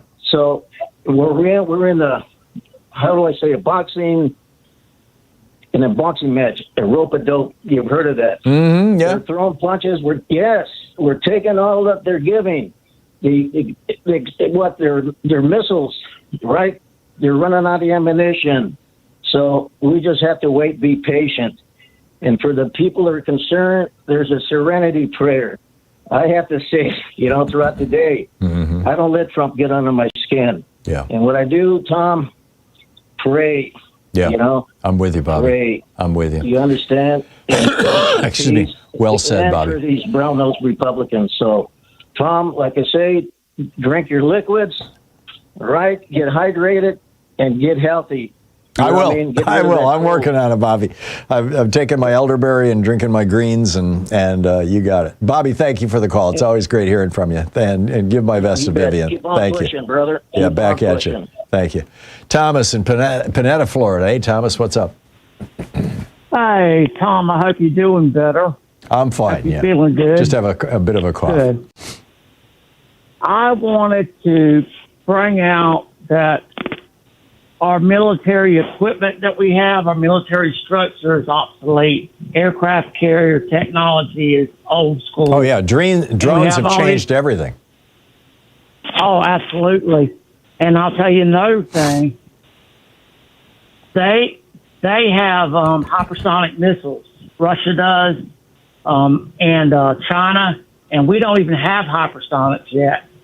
But one hypersonic missile, if it hits an aircraft carrier, that's it. You know, and that hypersonic missile might cost what? $1 million, $500,000, compared to the price of an aircraft carrier with lots of people on board. Yeah. But the future is definitely drone and robotics. I was going to bring out one little thing. The Ukrainians are making little robots, like they look like a little tank, and they got an explosive on them, and they just run them into the where the Russians are, in their foxholes. Yep, and then blow them up. And they just got that little. Yep. Yeah. Yeah, I've seen the videos. So I'm thinking the future. Yeah, I think the future of warfare, we're already seeing a lot of changes, but I think the future of warfare is going to be drones and robotics. I think you're absolutely right, Thomas. And we are way behind in this stuff because we've got this sclerotic, bribery-driven defense industry, thanks to 5 right-wing crazies on the take corrupt Republicans on the Supreme Court saying that bribing public officials is just fine with us as long as we get our take. Thank you, Thomas. Good to hear from you. We'll be right back.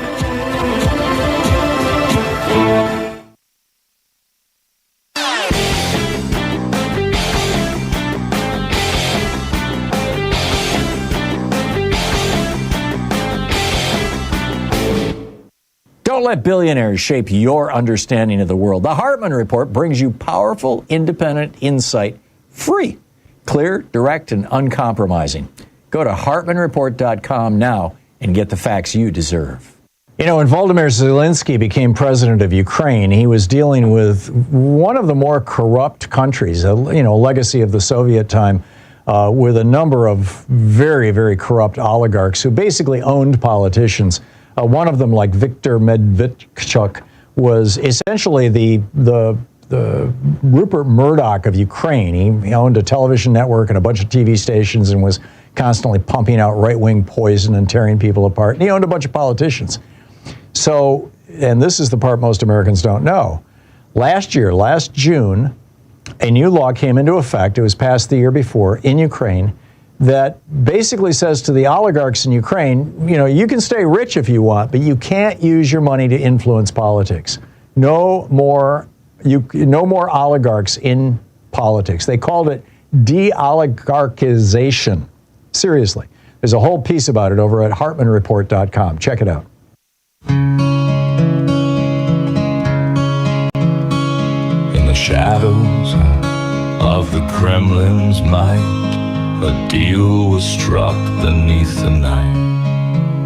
Whispers echo of a secret tie between the power and the spy. Does Putin own Trump? The question stands, a puppet dancing on Russian strands in the corridors where secrets seep. The truth lies buried dark and deep. From Helsinki stage to whispered calls, a leader bends, another enthralls. Sanctions lifted, alliances frayed, a nation's trust begins to fade. Does Putin own Trump? Yeah, I think we can safely say Putin owns Trump. There's just like no way to deny that, sadly. So why is Wall Street partying while working America drowns? Despite the Iran war, Trump's chaotic tariffs, inflation climbing past 3.8%, and gas prices crushing family budgets, stock market keeps hitting new highs. Why? The S&P is up, 500 is up roughly 30% since Trump's election. Why? Well, it turns out there is an answer to this. Corporate profits are surging on the backs of consumers paying more for everything, while AI investment floods Silicon Valley. Working people see prices climb, paychecks shrink, and confidence collapse, while the richest investors are watching record returns. This is what oligarchy looks like in plain daylight. The Dow doesn't measure how Americans are doing. It measures how much wealth is being funneled to the top while everyone else gets squeezed. And the Dow is telling us very loudly right now, very insistently, yep, the rich people in this country are doing just great. It is so obvious. And now that companies are allowed to have to be monopolies, that you can thank Ronald Reagan in 1983 for that, the order he gave to the SEC, the FEC, and the Justice Department to stop enforcing the antitrust laws. Now that they're allowed to become monopolies, they can just rip us off all they want. We have no choice. Where else are you going to go? Right? And you can thank your local Republican legislator for all of this. 27 minutes past the hour. What say you? I'll pick up your calls on the other side of the break. Stay with us. It's the Thom Hartmann program, where we dare to ask, is Walmart a person? And we dare to say, no, the Republicans on the court lied about that one too.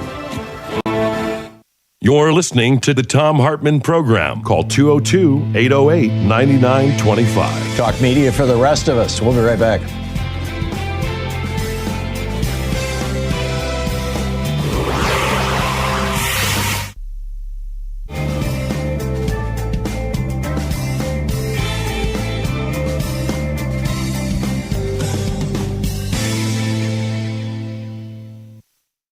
Vance freezes California Medicare. Missouri eyes a tax trap. Fetterman blues. Wall Street parties. And Putin bombs American factories. Good morning. This is the Commonwealth Report. News for the public, not the powerful. Will the Supreme Court hand the GOP a $500 million midterm cash bomb? A ruling out of the Supreme Court could land any day now that would let political parties spend unlimited cash in lockstep with their candidates. The case is called NRSC versus FEC, and one of the plaintiffs who launched it back in 2022 is now Vice President J.D. Vance. If the court's hard right majority strikes down coordinated party expenditure limits, Republicans could pour hundreds of millions into the races, working hand in glove with their nominees. Senator Cory Booker warned in his amicus brief that Citizens United already, quote, opened the floodgate to billions in dark money. Now that same court is poised to blow the doors off. Party committees would suddenly rival super PACs as the favorite landing pad for billionaire cash, with a ruling expected just months before voters head to the polls in November. Vance yanks Medicaid money from California in a naked political hit job. Vice President J.D. Vance announced yesterday he's freezing $1.3 billion in Medicaid payments to California, the largest deferral the federal government has ever made. He claims it's about fraud. California's leaders aren't buying it. Governor Newsom's office shot back saying, "We hate fraud, but that's not what this is." They say Vance and Oz are targeting in-home services that keep seniors and disabled folks out of nursing homes. The administration already pulled the same stunt in Minnesota, and the CMS staff admitted to using errant figures to justify another fraud probe in New York. They're threatening every blue state next. This isn't fraud enforcement. It's federal extortion, weaponizing health care to punish states that refuse to bend the knee to Trump. Are Missouri Republicans about to soak working families with a tax bait and switch? Missouri voters are being asked to gut their own state income tax this year, and experts say the math is devastating. The state pulls roughly 65% of its general revenue from income taxes. Eliminate it, and lawmakers get sweeping new power to jack up sales taxes on everything from gasoline to home repairs to prescription drugs. The Missouri Budget Project estimates working families would pay about $500 more every year, while the state's 8 billionaires walk away with massive tax breaks. House Minority Leader Ashley Ahn called it a game pushed by the, quote, bootlickers in the Missouri GOP. She warns the plan blows a $9 billion hole in state revenue. If it passes, schools, roads, and seniors take the hit. The billionaires write the menu. Why did John Fetterman just hand Trump 2 massive wins in one day? Yesterday, Pennsylvania Democrat John Fetterman cast the deciding vote to kill a war powers resolution that would have reined in Trump's illegal war on Iran. It's the 7th time he's broken with his party on Iran since the bombing began. 3 Republicans crossed over to back the measure. Fetterman was the only Democrat to vote against it. The resolution failed 49-50 by a single vote, his vote. Hours later, Fetterman joined every Senate Republican to confirm Kevin Warsh as the new Federal Reserve chair. Senator Elizabeth Warren said Trump nominated Warsh to be his sock puppet so he could crack down interest rates from the Oval Office.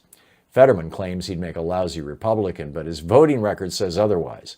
He's the senator Trump openly calls his favorite Democrat, and Pennsylvania voters are watching.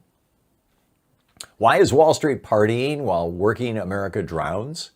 Despite the Iran war, Trump's chaotic tariffs, inflation climbing past 3.8%, and gas prices crushing family budgets, the stock market keeps hitting new highs. The S&P 500 is up roughly 30% since Trump's election. Why? Because corporate profits are surging on the backs of consumers paying more for everything, while AI investment floods Silicon Valley. Working people see prices climb, paychecks shrink, and confidence collapse, while the richest investors see record returns. This is what oligarchy looks like in plain daylight. The Dow doesn't measure how Americans are doing. It measures how much wealth is being funneled to the top while everyone else gets squeezed. Russia bombs American factories and Trump doesn't say a word. The New York Times reports Russia's been systematically striking facilities owned by American companies inside Ukraine since last summer. Cargill, Coca-Cola, Boeing, Mondelez, Philip Morris, Bunge. 7 Russian drones slammed into a Cargill grain terminal in South Ukraine in just 3 minutes back in April. Andriy Hunder, who runs the American Chamber of Commerce in Ukraine, says Moscow, quote, wants to stop American business coming into Ukraine. But Trump's White House has stayed silent. Not one public condemnation this year. When Ukraine hit a Russian oil terminal with American investor stakes, the State Department fired off a formal protest demanding Ukraine knock it off. American factories get bombed by Putin, though, and our president looks the other way. Senator Jeanne Shaheen said the White House response amounts to complete silence. That's not strength. That's surrender. And that's the way it is today, Thursday, May 14th, 2026. I'm Thom Hartmann.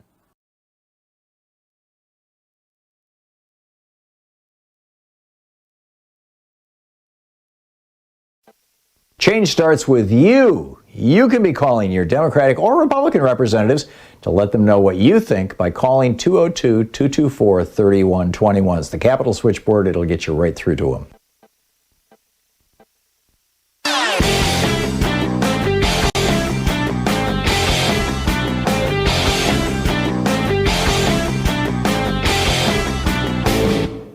Share the Thom Hartmann program with your friends. Our podcast, The Hartmann Report, is absolutely free and available wherever fine podcasts are available. And the entire 3-hour podcast is available over at thomhartmann.com. You know, corporate raiders, when they acquire a company, basically strip it down. They take everything of value out of it, put it in their own pockets, leave just a husk of a company. I watched, Bain Capital do this with Clear Channel. In fact, they just ran it into bankruptcy, and they run off with all the cash. Well, that's what Donald Trump is doing to America right now. He's basically behaving like a corporate raider, taking, all the assets of this company and handing as many of them as possible off to billionaires and shutting down programs that benefit average working class people. This is, an all billionaire cabinet or largely billionaire cabinet with a billionaire president, and they're dancing to the tune of the billionaires. It shouldn't surprise us, I suppose, but there's a whole article about it over in my Daily Take entitled Trump's Hostile Takeover of America, the Corporate Raiders' Final Heist, over at HartmannReport.com. Check it out.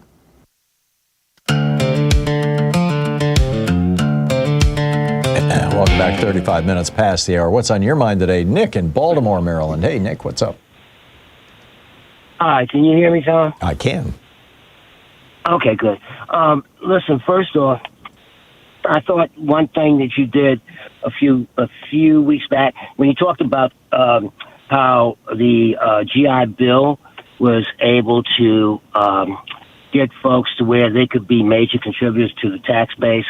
And I think the Dems need to do something similar to that in terms of putting down all the things that, first of all, Trump has done to hurt folks, and do it repeatedly the way that he did with the President Obama's birthday. I mean, not birthday, but his birthplace thing, which was a lie.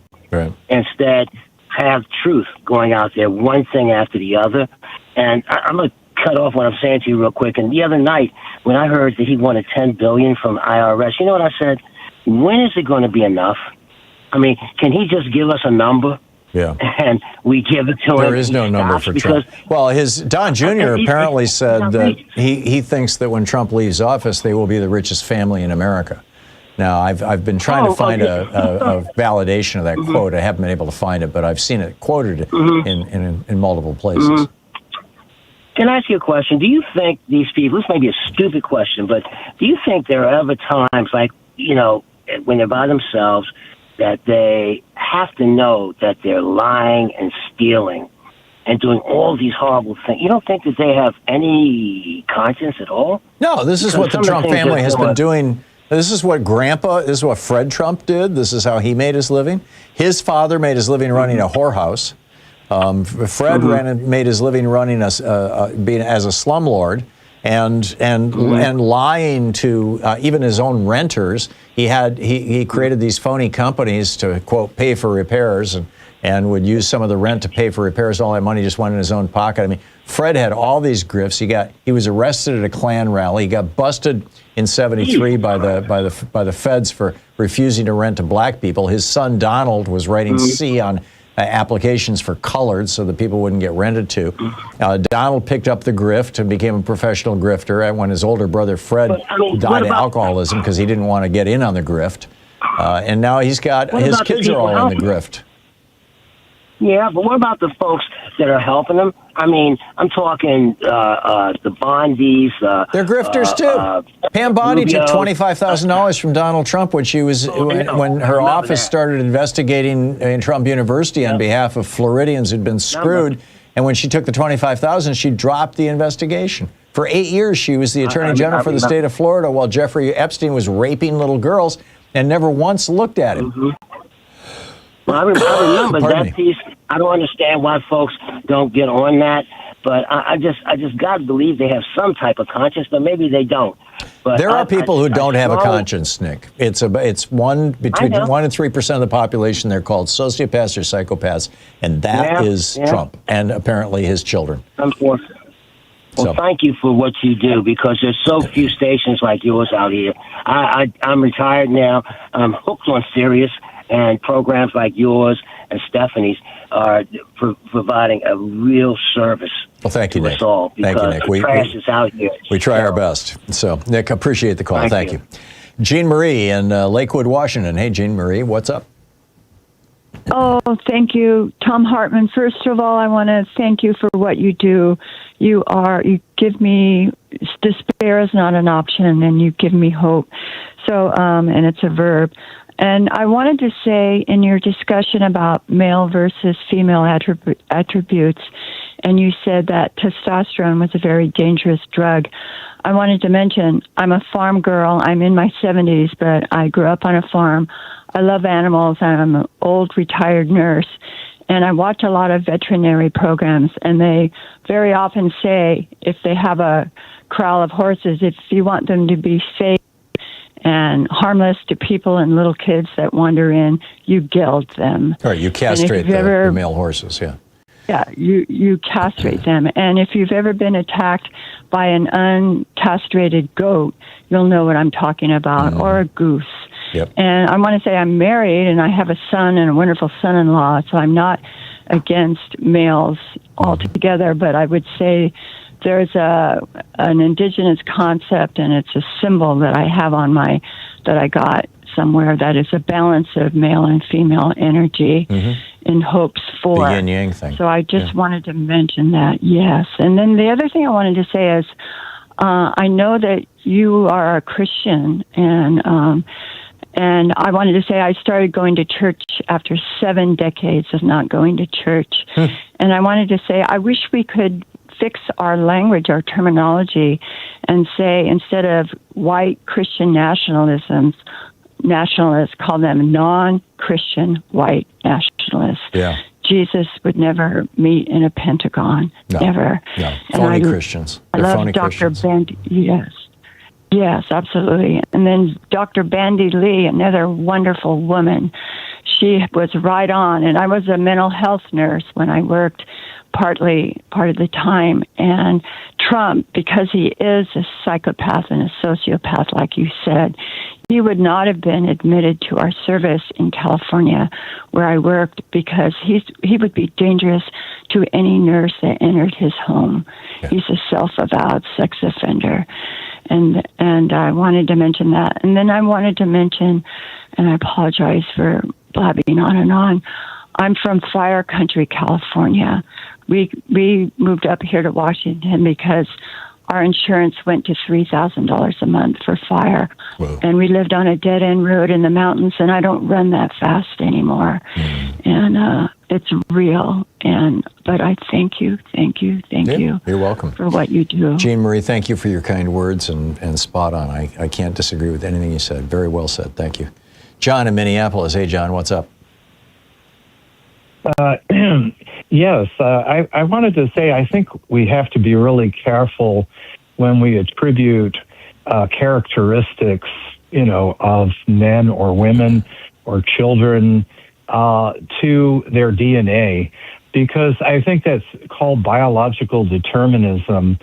And, then the next thing is, well, we should probably, play with the DNA to make people a certain way or whatever. I think that we are really the result of our culture and what is reinforced over many, many years. Perhaps Donald Trump, if he grew up in a different family may have been a totally different person. I'd like to think so. And I think that we can attribute the rise of, I call it machoism, to neoliberalism, because you can almost draw a straight line from after, Ronald Reagan, and just in the culture, how violence, machoism has really been part of popular culture, where if you go, into the 60s and 70s, that was not the case. I mean, you can look at, programs on TV and how gender was played out. I mean, there was a lot of misogynist, and women did not have legal protections that they do have now that are, essentially being taken away in the same vein that black and brown people are having their rights taken away. But I do think it's really as a result of our economic thinking and the ideology of neoliberalism that has such a powerful play on it. I mean, I don't know, what do you think? I mean, I think it's partly DNA, but I think epigenetics, and I think also what people find acceptable as a cultural milieu that they live in has changed to the degree that, it's in. Macho is in. Yeah, the predators took anyway, over. I just wanted to... There's a famous painting hanging in the Smithsonian. Forgive me for forgetting the painter. It's from the early 1800s, late 1700s. And it's a painting of about 15,000 Native Americans massing from two different tribes for a grand battle. And the grand battle was playing lacrosse. Right. And this is how the dispute, it was a territorial dispute. And this was how the dispute was settled, was by playing lacrosse. They invented the game as an alternative to warfare. This was from the Iroquois Confederacy. Similarly, there was a famous battle between the Hurons and I think the Narragansetts. I'd have to go back and look. I wrote about this in my book, The Hidden History of American Democracy, and where they actually were hitting each other. But what they did was called counting coup, C-O-U-P. And a coup was when you injured, disabled, or drew blood from the other person, not when you killed them. The object of the war, and it was an actual war, the object of the war was to never kill anybody. And once you took somebody out, once you disabled them, they had to leave the fight. And the goal was to get as many of the other guys out of the fight as possible, to the point where the imbalance was so great that it was obvious who the victor was.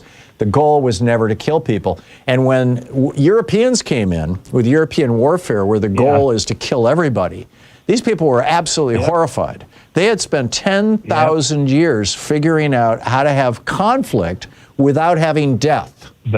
And it's... So war may be in our DNA, but culture can overcome it, and I think that's one of the grand lessons of history, of the arc of history, and one that frankly America needs to learn. So, John, I get your cautions, and I'm not advocating eugenics or anything like that, or tinkering with our DNA. But, to the extent that we do have built-in propensities that you can track back to chimps, we also have a mechanism called culture to deal with them. John, I got to run, but thanks for the call. You're listening to Thom Hartmann. Visit ThomHartmann.com for audio and video archives. 47 minutes past the hour. Back with more of your calls in just a minute.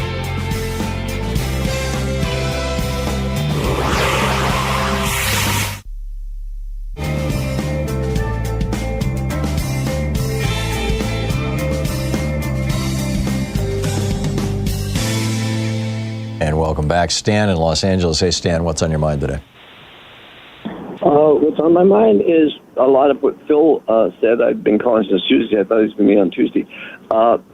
The degree to which we as a nation, as a huge populace, need to get behind Ukraine, because in history, this war with Russia is the result of a broken treaty that they had.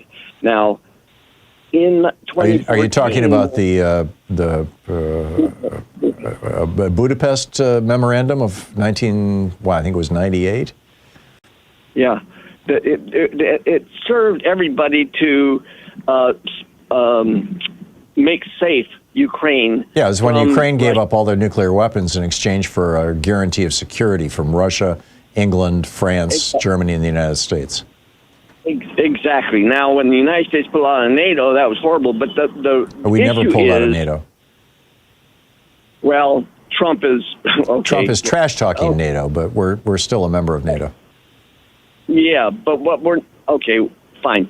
The issue for me is when Putin invaded Crimea in 2014, that Obama didn't put a stop to it then. I agree. Because with us and NATO in strong position, that would have eliminated what we're in right now. Now, the issue for Ukraine is, and the difference between the War of 1812, that when we had a broken treaty with England, so we had that war, is there's 3,000 miles of ocean between them, where they have this huge long border with them. They're right there. The saving grace is the same for us. There were a lot of English people who wouldn't fight us either in the War for Independence or the War of 1812. And there's the same thing going on in Russia. There are a lot of Russians who are against fighting with Ukrainians because there's so much of each lineage in each country. Right. So our job is to bring this forth, that if we had lost that War of 1812 to England, we'd be right where Ukraine is. We'd be England's subjects, England's puppets. And they had a lot to gain with that war because the country had doubled with Louisiana Purchase, and they had Canada, so they would have had this entire northern continent except for Mexico. But that's the point, is we need to save Ukraine because we were saved from being subject to England again. Well, Ukraine is also physically the largest country in Europe. It is the breadbasket for the world. It produces 12% of the world's wheat, for example. Yes. And the Russians are stealing that right now and selling it, and Trump is allowing them to do it. Yes, in fact, he reduced the sanctions. Need to stop that. Yeah, and they're an example of democracy. I mean, they rejected Russian autocracy when they drove Yanukovych, Paul Manafort's client, out of office. And so Paul Manafort came to the United States and ran Donald Trump's 2016 campaign. In both cases, he was working for Vladimir Putin. And as far as I can tell, he continues to. I mean, he's got a new autocrat as his client now. Stan, I got to run, but thanks for the call. Good points all. 9 minutes before the hour, we'll be back with more of your calls in just a minute. Stay with us.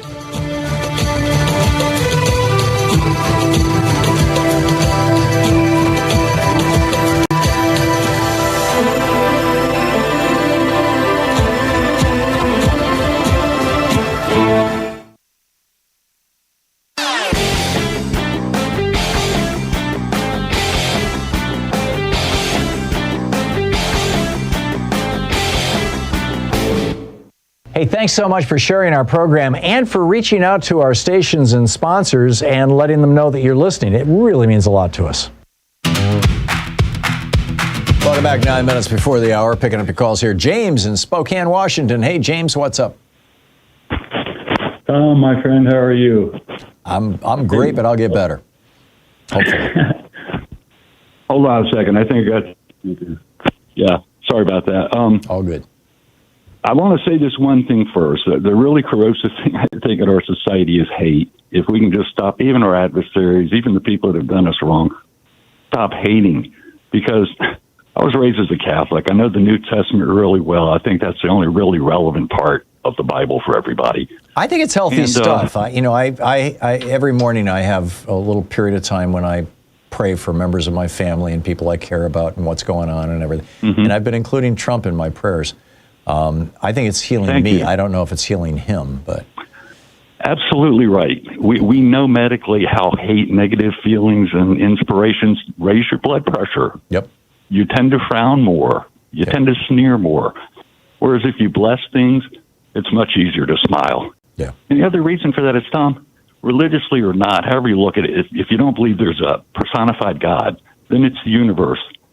The universe is one thing. It's a bunch of energy fields. None of them are separate in any way, shape, or form. You're a part of it. It's a part of you. You're cursing any of it. You're cursing yourself.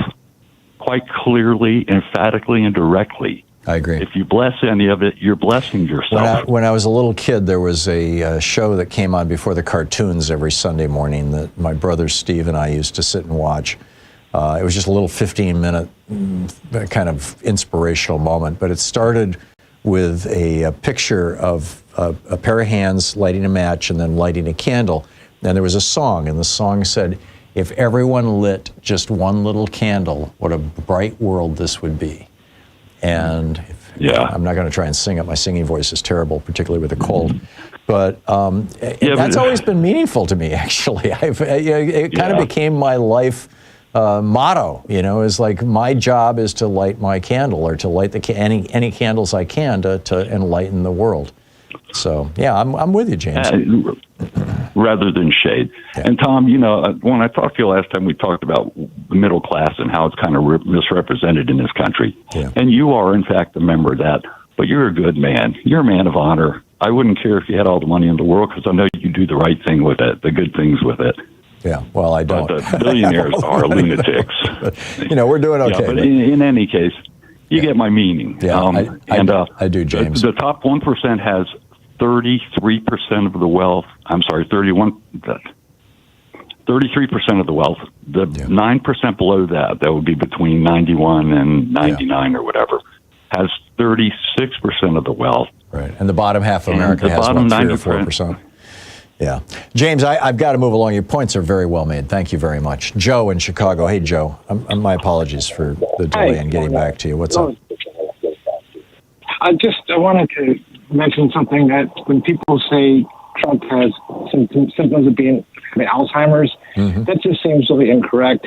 People with Alzheimer's don't talk nearly as much as he does.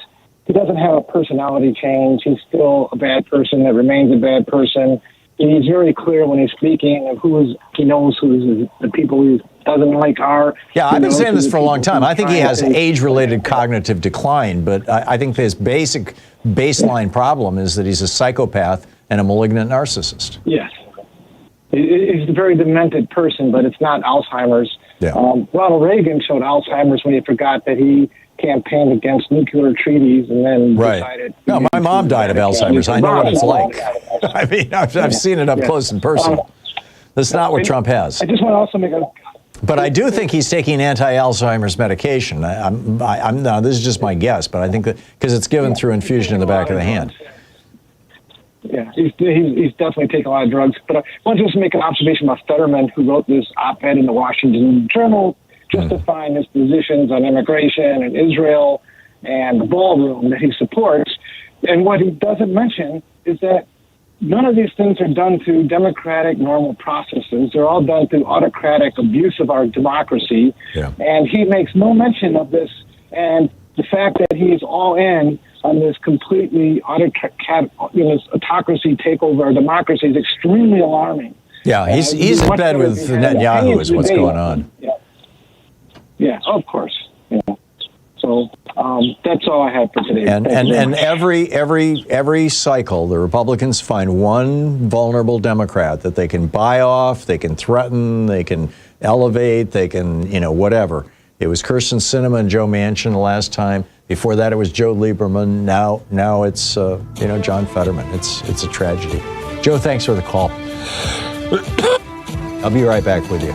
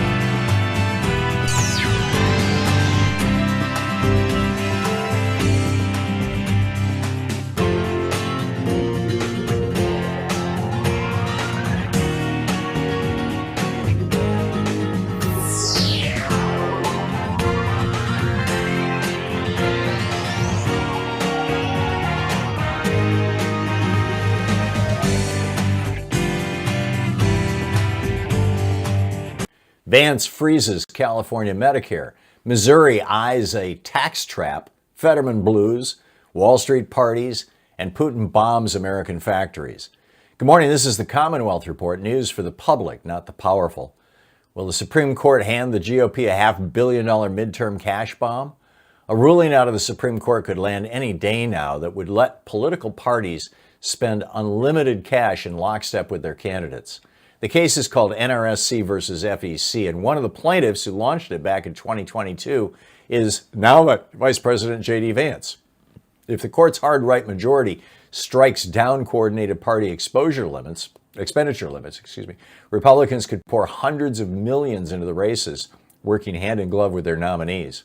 Senator Cory Booker warned in his amicus brief that Citizens United already, quote, opened the floodgate to billions in dark money. Now that same court is poised to blow the doors off. Party committees would suddenly rival super PACs as the favorite landing pad for billionaire cash, with a ruling expected just months before voters head to the polls in November. Vance yanks Medicaid money from California in a naked political hit job. Vice President J.D. Vance announced yesterday he's freezing $1.3 billion in Medicaid payments to California, the largest deferral the federal government has ever made. He claims it's about fraud. California's leaders aren't buying it. Governor Newsom's office shot back saying, "We hate fraud, but that's not what this is." They say Vance and Oz are targeting in-home services that keep seniors and disabled folks out of nursing homes. The administration already pulled the same stunt in Minnesota, and the CMS staff admitted to using errant figures to justify another fraud probe in New York. They're threatening every blue state next. This isn't fraud enforcement. It's federal extortion, weaponizing health care to punish states that refuse to bend the knee to Trump. Are Missouri Republicans about to soak working families with a tax bait and switch? Missouri voters are being asked to gut their own state income tax this year, and experts say the math is devastating. The state pulls roughly 65% of its general revenue from income taxes. Eliminate it, and lawmakers get sweeping new power to jack up sales taxes on everything from gasoline to home repairs to prescription drugs. The Missouri Budget Project estimates working families would pay about $500 more every year, while the state's 8 billionaires walk away with massive tax breaks. House Minority Leader Ashley Ahn called it a game pushed by the, quote, bootlickers in the Missouri GOP. She warns the plan blows a $9 billion hole in state revenue. If it passes, schools, roads, and seniors take the hit. The billionaires write the menu. Why did John Fetterman just hand Trump 2 massive wins in one day? Yesterday, Pennsylvania Democrat John Fetterman cast the deciding vote to kill a war powers resolution that would have reined in Trump's illegal war on Iran. It's the 7th time he's broken with his party on Iran since the bombing began. 3 Republicans crossed over to back the measure. Fetterman was the only Democrat to vote against it. The resolution failed 49-50 by a single vote, his vote. Hours later, Fetterman joined every Senate Republican to confirm Kevin Warsh as the new Federal Reserve chair. Senator Elizabeth Warren said Trump nominated Warsh to be his sock puppet so he could crack down interest rates from the Oval Office. Fetterman claims he'd make a lousy Republican, but his voting record says otherwise. He's the senator Trump openly calls his favorite Democrat, and Pennsylvania voters are watching. Why is Wall Street partying while working America drowns? Despite the Iran war, Trump's chaotic tariffs, inflation climbing past 3.8%, and gas prices crushing family budgets, the stock market keeps hitting new highs. The S&P 500 is up roughly 30% since Trump's election. Why? Because corporate profits are surging on the backs of consumers paying more for everything, while AI investment floods Silicon Valley. Working people see prices climb, paychecks shrink, and confidence collapse, while the richest investors see record returns. This is what oligarchy looks like in plain daylight. The Dow doesn't measure how Americans are doing. It measures how much wealth is being funneled to the top while everyone else gets squeezed. Russia bombs American factories and Trump doesn't say a word. The New York Times reports Russia's been systematically striking facilities owned by American companies inside Ukraine since last summer. Cargill, Coca-Cola, Boeing, Mondelez, Philip Morris, Bunge. 7 Russian drones slammed into a Cargill grain terminal in South Ukraine in just 3 minutes back in April. Andriy Hunder, who runs the American Chamber of Commerce in Ukraine, says Moscow, quote, wants to stop American business coming into Ukraine. But Trump's White House has stayed silent. Not one public condemnation this year. When Ukraine hit a Russian oil terminal with American investor stakes, the State Department fired off a formal protest demanding Ukraine knock it off.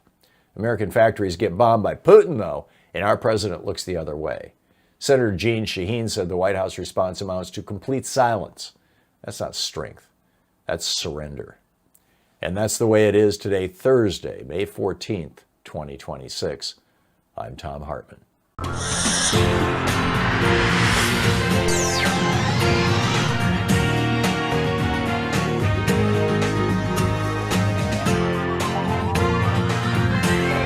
We say fight back!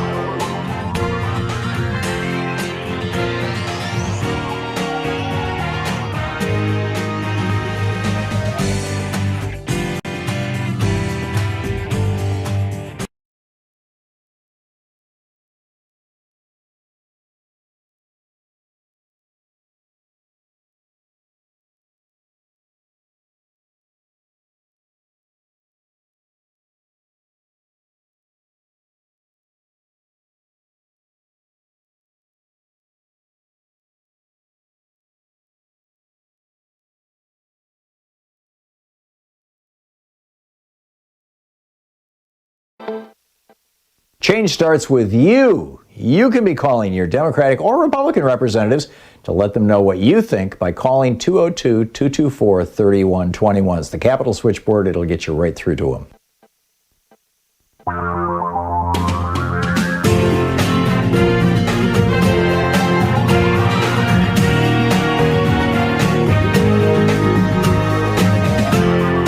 This is the Thom Hartmann Program.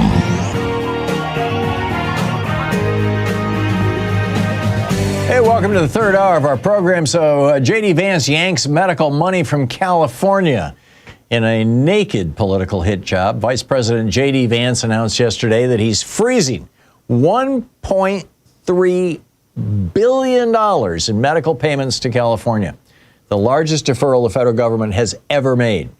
He claims it's all about fraud.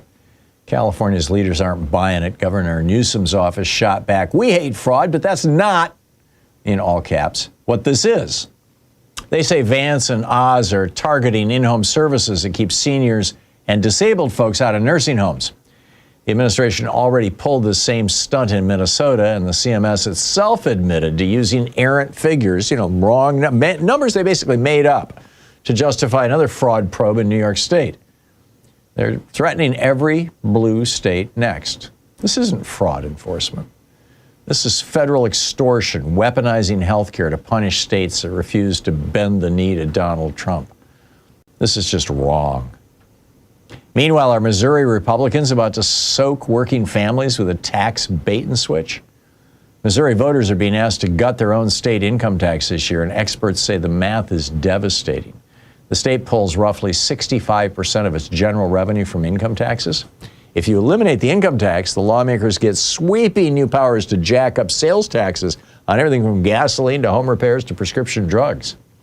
The Missouri Budget Project estimates working families would pay about $500 a year more, while the state's 8 billionaires walk away with massive tax breaks. This is called regressive taxation, right?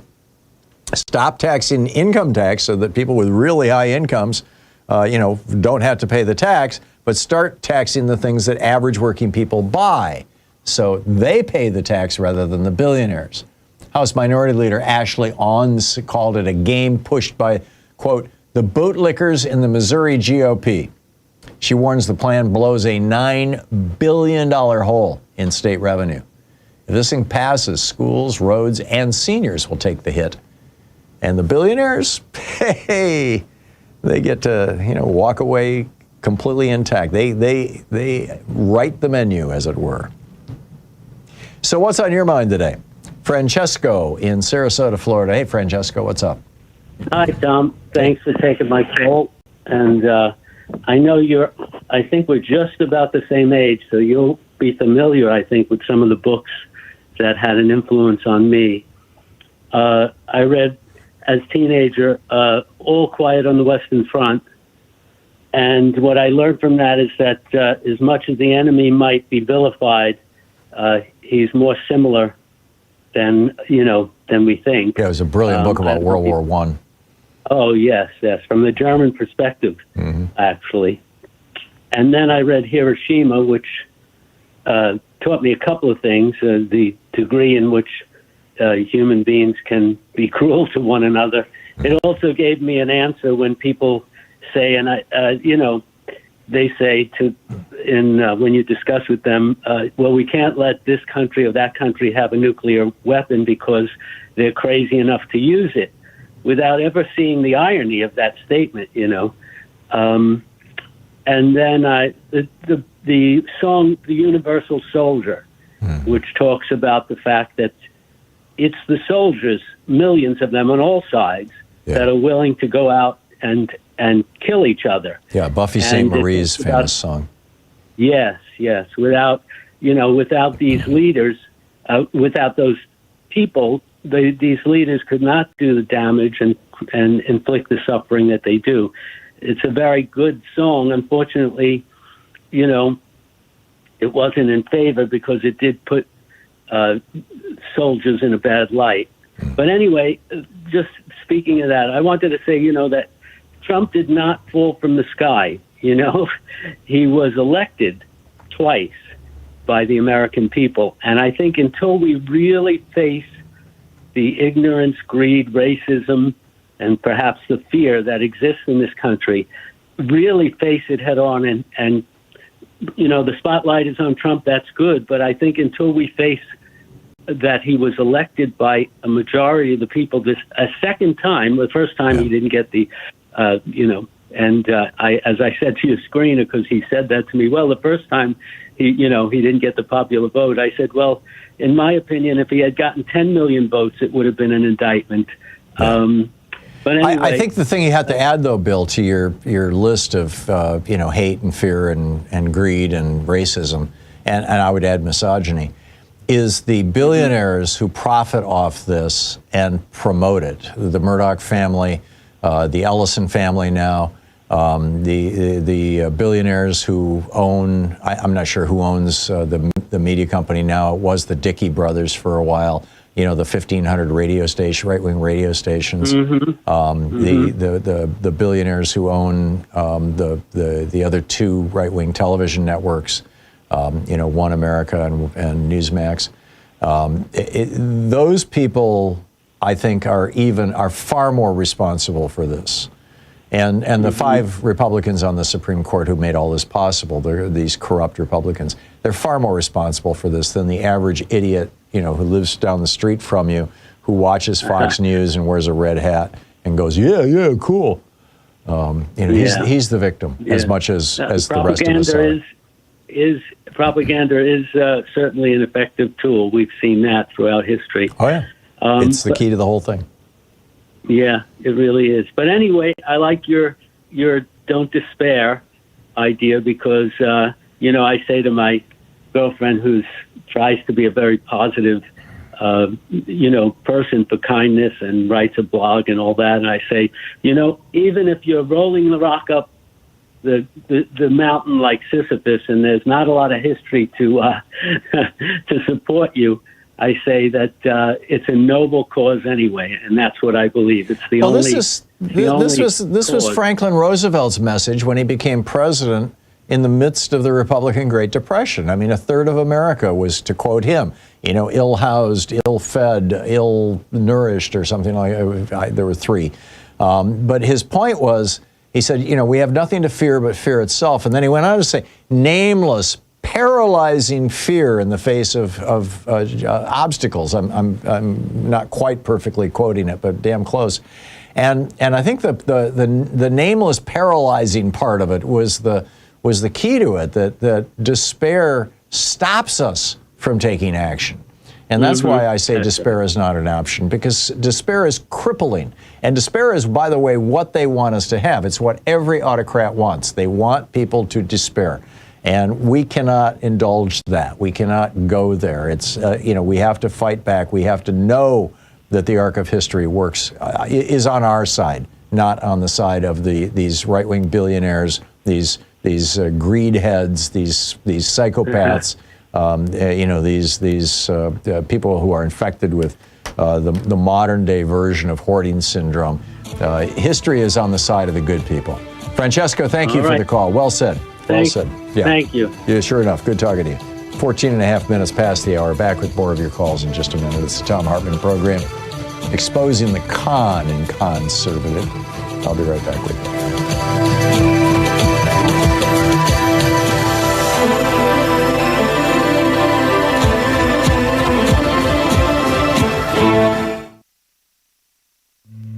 This is the Thom Hartmann program.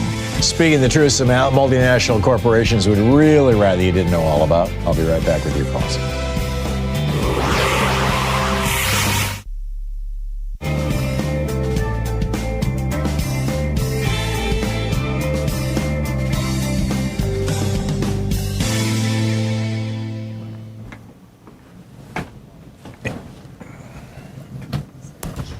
And welcome back. Let's see here. Bill in Santa Monica. Hey, Bill, what's on your mind today? Good morning, Tom. Two things. Once, when the King of England visited here a couple weeks ago, and Trump told him that his mom had always had a crush on him. Well, the King is 2.5 years younger than Trump. So does pedophilia run in the family? I'm curious. Nobody bought that up. I think she actually probably had a crush on his father, but I get the point. And the second thing was, last night on the ABC News, Muir, the anchorman, was in China covering the summit or whatever. Mm-hmm. And this robot was demonstrating that Chinese have this robot. And they showed him loading the dishwasher and folding clothes. And not once did Muir ask, what else can he do? Because this is the new soldier. I think this is going to be the end of war as we know it. Yeah. No one would ever put an army in the field of human beings against these robots. I'm pretty sure that they would be able to take out a tank from 3,000 yards before the tank even saw them. Oh, yeah. I think it's a good thing, but I think it's going to end war. I thought that the atomic bomb would end it, but there's too many crazies that have atomic bomb, especially us with people like Trump. Yeah. And the one other thing too, I'm really unhappy with the mainstream Democrats, and I was just wondering, like people like you and like Greg Palast and so many alternative and reporters, they would make great Congress people. Why do they always have to be lawyers? And as far as making bills, there's other lawyers who know the government, would know how to write a bill and put them in. But you would get honest people. I mean, to me, these people are like scientists and teachers. Yeah. And those are the people who we should have running this government or running for the Democratic Party. Well, there's a fair number of legislators who are not lawyers, but having a background in the law, I think, helps if you're writing laws, if that's your main job.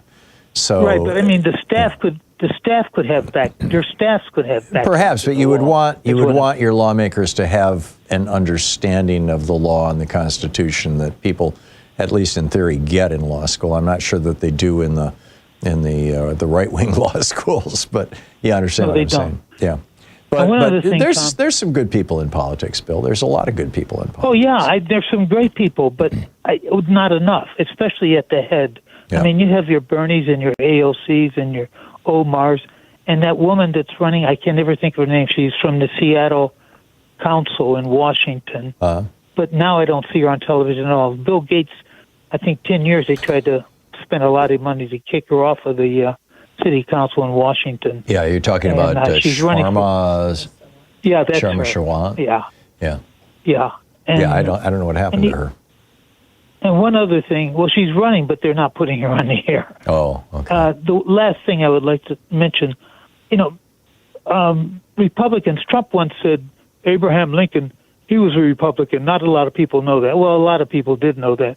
But, conservatives have always been, and these really right-wing guys, they're the ones that have been against progress. Yeah. And I would just like to see them stop using these labels because they change back and forth. Yeah, I get it. Bill, I got to run. Yeah, Thanks for the call. We're hitting the break here. I'll be back with more of your calls in just a minute. Stay tuned.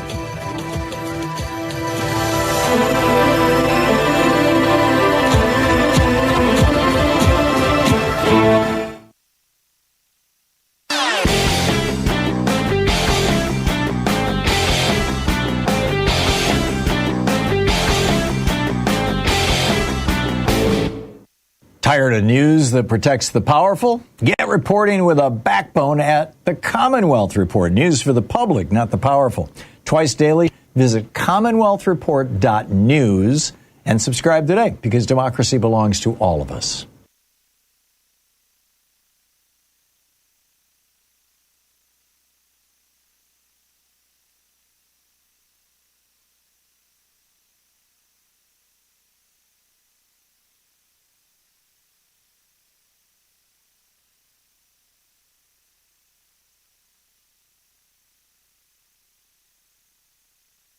Way back in 1964, when Lyndon Johnson signed the Civil Rights Act, the Voting Rights Act, the Republicans started this rant about how the election of 1960, Jock Kennedy stole that election, and there's voter fraud in America. And it became a thing. They started this thing called Operation Eagle Eye. William Rehnquist was running it in Arizona, trying to intimidate Hispanics and African Americans into not voting, essentially. They have now used this claim that non-citizens are voting, this voter fraud claim, in virtually every red state to make it harder to vote, to purge people off the voting rolls, to make people's votes not counted with their exact signature matches. And welcome back. So we had a little minor kerfuffle here with the automation machine, but we are back on the air. Steve in Yorba Linda, California. Hey, Steve, what's on your mind today? Hello, Tom. Thank you for all of your good programming and your wonderful guests you have on. Thank you. I just wanted to, you're welcome. I just wanted to mention that you said that war is in our DNA. I would tend to disagree with that. I think what's involved there is our natural desire for self-defense and survival are basic, if you go way back. But I think war is an outgrowth of greed, which I think is a learned illness, but it might also be based on sort of an egocentric thought process, maybe a personality-dependent problem. Could be. I mean, are you familiar with the difference between bonobos and chimps? Or bonobos? I'm not sure how to pronounce it. Bonobos and chimps? Well, it kind of, maybe, but they're our ancient descendants. They're folks that we descended from, I guess you could say. Right. Yeah, we've got a little bit of the DNA of both, but we've got most of the DNA of the chimps. And chimps regularly engage in warfare, and bonobos don't. Interesting. So, in other words, chimps go out of their way to create problems for others as opposed to, like, defending their territory? I don't know how to characterize it, and Jane Goodall could give you a better description if she were still with us. But chimps will turn conflict into warfare and warfare into something close to genocide. And bonobos turn conflict into opportunities to have sex. I mean, they literally make love, not war. Interesting. Well, I guess you could say that. So maybe both of those characteristics are in us then. Right? Oh yeah, they are. They clearly are. But we've got way more chimp DNA than bonobo, and I realize this is a hyper simplistic explanation, and and I'm not using it as an excuse for anything, and I don't think that we need to be tweaking our DNA or anything else. I do believe that. That humans can rise above this. I mean, we've done, this is one of the things that that we've done so well, frankly. I mean, this was what NATO was all about. You know, this is what the United Nations was all about.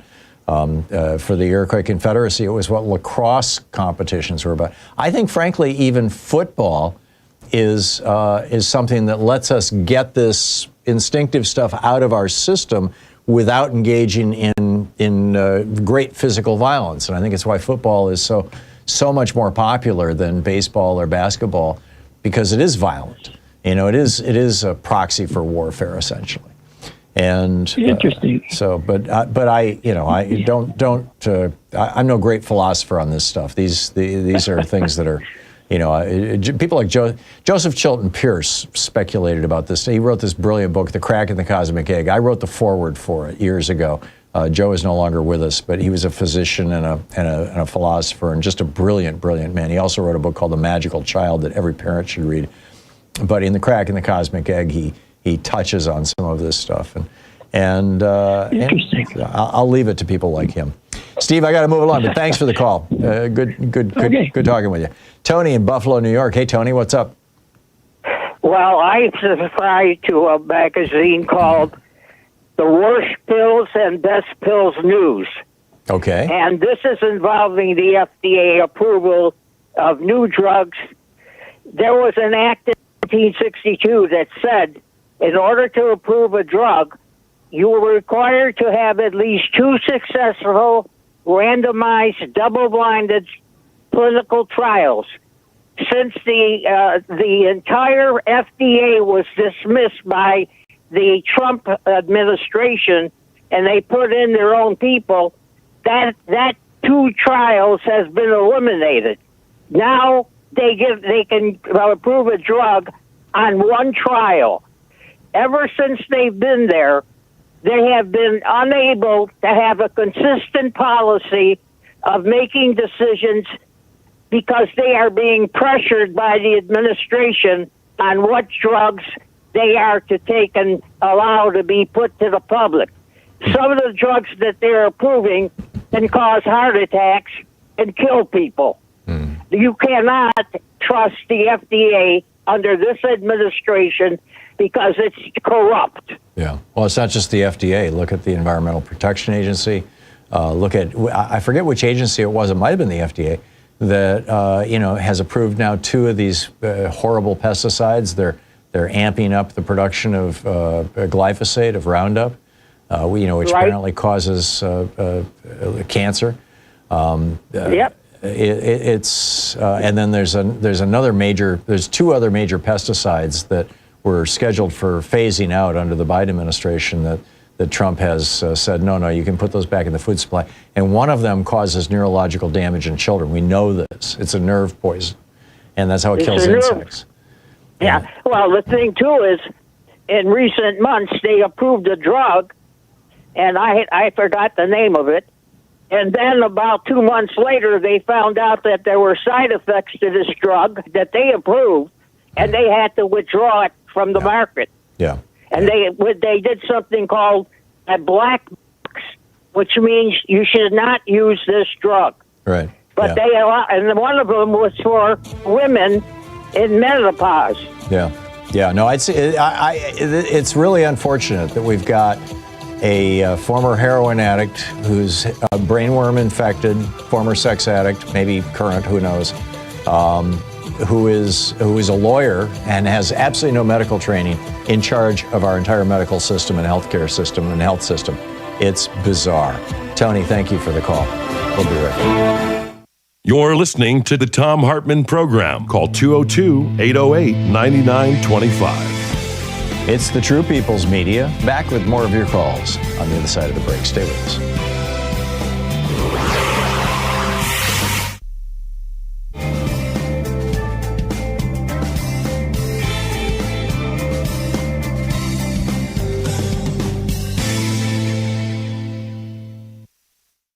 Vance freezes California Medicare. Missouri eyes a tax trap. Fetterman blues. Wall Street parties. And Putin bombs American factories. Good morning. This is the Commonwealth Report, news for the public, not the powerful. Will the Supreme Court hand the GOP a $500 million midterm cash bomb? A ruling out of the Supreme Court could land any day now that would let political parties spend unlimited cash in lockstep with their candidates. The case is called NRSC versus FEC, and one of the plaintiffs who launched it back in 2022 is now Vice President J.D. Vance. If the court's hard right majority strikes down coordinated party expenditure limits, Republicans could pour hundreds of millions into the races, working hand in glove with their nominees. Senator Cory Booker warned in his amicus brief that Citizens United already, quote, opened the floodgate to billions in dark money. Now that same court is poised to blow the doors off. Party committees would suddenly rival super PACs as the favorite landing pad for billionaire cash, with a ruling expected just months before voters head to the polls in November. Vance yanks Medicaid money from California in a naked political hit job. Vice President J.D. Vance announced yesterday he's freezing $1.3 billion in Medicaid payments to California, the largest deferral the federal government has ever made. He claims it's about fraud. California's leaders aren't buying it. Governor Newsom's office shot back saying, "We hate fraud, but that's not what this is." They say Vance and Oz are targeting in-home services that keep seniors and disabled folks out of nursing homes. The administration already pulled the same stunt in Minnesota, and the CMS staff admitted to using errant figures to justify another fraud probe in New York. They're threatening every blue state next. This isn't fraud enforcement. It's federal extortion, weaponizing health care to punish states that refuse to bend the knee to Trump. Are Missouri Republicans about to soak working families with a tax bait and switch? Missouri voters are being asked to gut their own state income tax this year, and experts say the math is devastating. The state pulls roughly 65% of its general revenue from income taxes. Eliminate it, and lawmakers get sweeping new power to jack up sales taxes on everything from gasoline to home repairs to prescription drugs. The Missouri Budget Project estimates working families would pay about $500 more every year, while the state's 8 billionaires walk away with massive tax breaks. House Minority Leader Ashley Ahn called it a game pushed by the, quote, bootlickers in the Missouri GOP. She warns the plan blows a $9 billion hole in state revenue.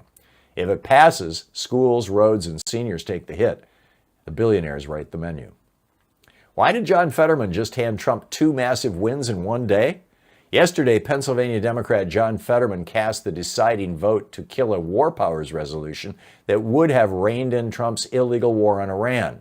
It's the 7th time he's broken with his party on Iran since the bombing began. 3 Republicans crossed over to back the measure. Fetterman was the only Democrat to vote against it. The resolution failed 49-50 by a single vote, his vote. Hours later, Fetterman joined every Senate Republican to confirm Kevin Warsh as the new Federal Reserve chair. Senator Elizabeth Warren said Trump nominated Warsh to be his sock puppet so he could crack down interest rates from the Oval Office. Fetterman claims he'd make a lousy Republican, but his voting record says otherwise. He's the senator Trump openly calls his favorite Democrat, and Pennsylvania voters are watching. Why is Wall Street partying while working America drowns? Despite the Iran war, Trump's chaotic tariffs, inflation climbing past 3.8%, and gas prices crushing family budgets, the stock market keeps hitting new highs. The S&P 500 is up roughly 30% since Trump's election. Why? Because corporate profits are surging on the backs of consumers paying more for everything, while AI investment floods Silicon Valley. Working people see prices climb, paychecks shrink, and confidence collapse, while the richest investors see record returns. This is what oligarchy looks like in plain daylight. The Dow doesn't measure how Americans are doing. It measures how much wealth is being funneled to the top while everyone else gets squeezed. Russia bombs American factories and Trump doesn't say a word.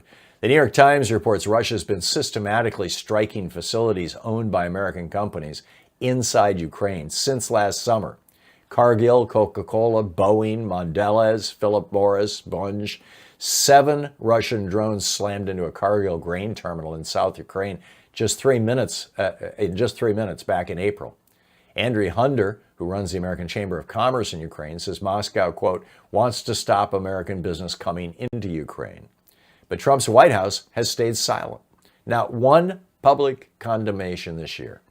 When Ukraine hit a Russian oil terminal with American investor stakes, the State Department fired off a formal protest demanding Ukraine knock it off. American factories get bombed by Putin, though, and our president looks the other way. Senator Jeanne Shaheen said the White House response amounts to complete silence. That's not strength. That's surrender. And that's the way it is today, Thursday, May 14th, 2026. I'm Thom Hartmann.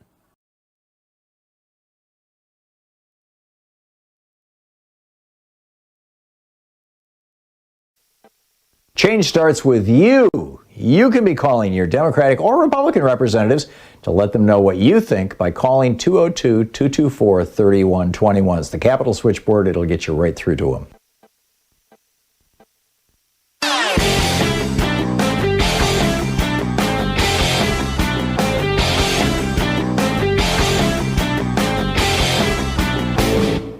Help support progressive radio. If you're listening to us on a commercial station, call their advertisers and let them know you're listening. If you're listening to us on Pacifica, or one of our many nonprofit stations, please support them when they do their fundraising drives. Thanks for supporting Progressive Talk Radio and tag you're it.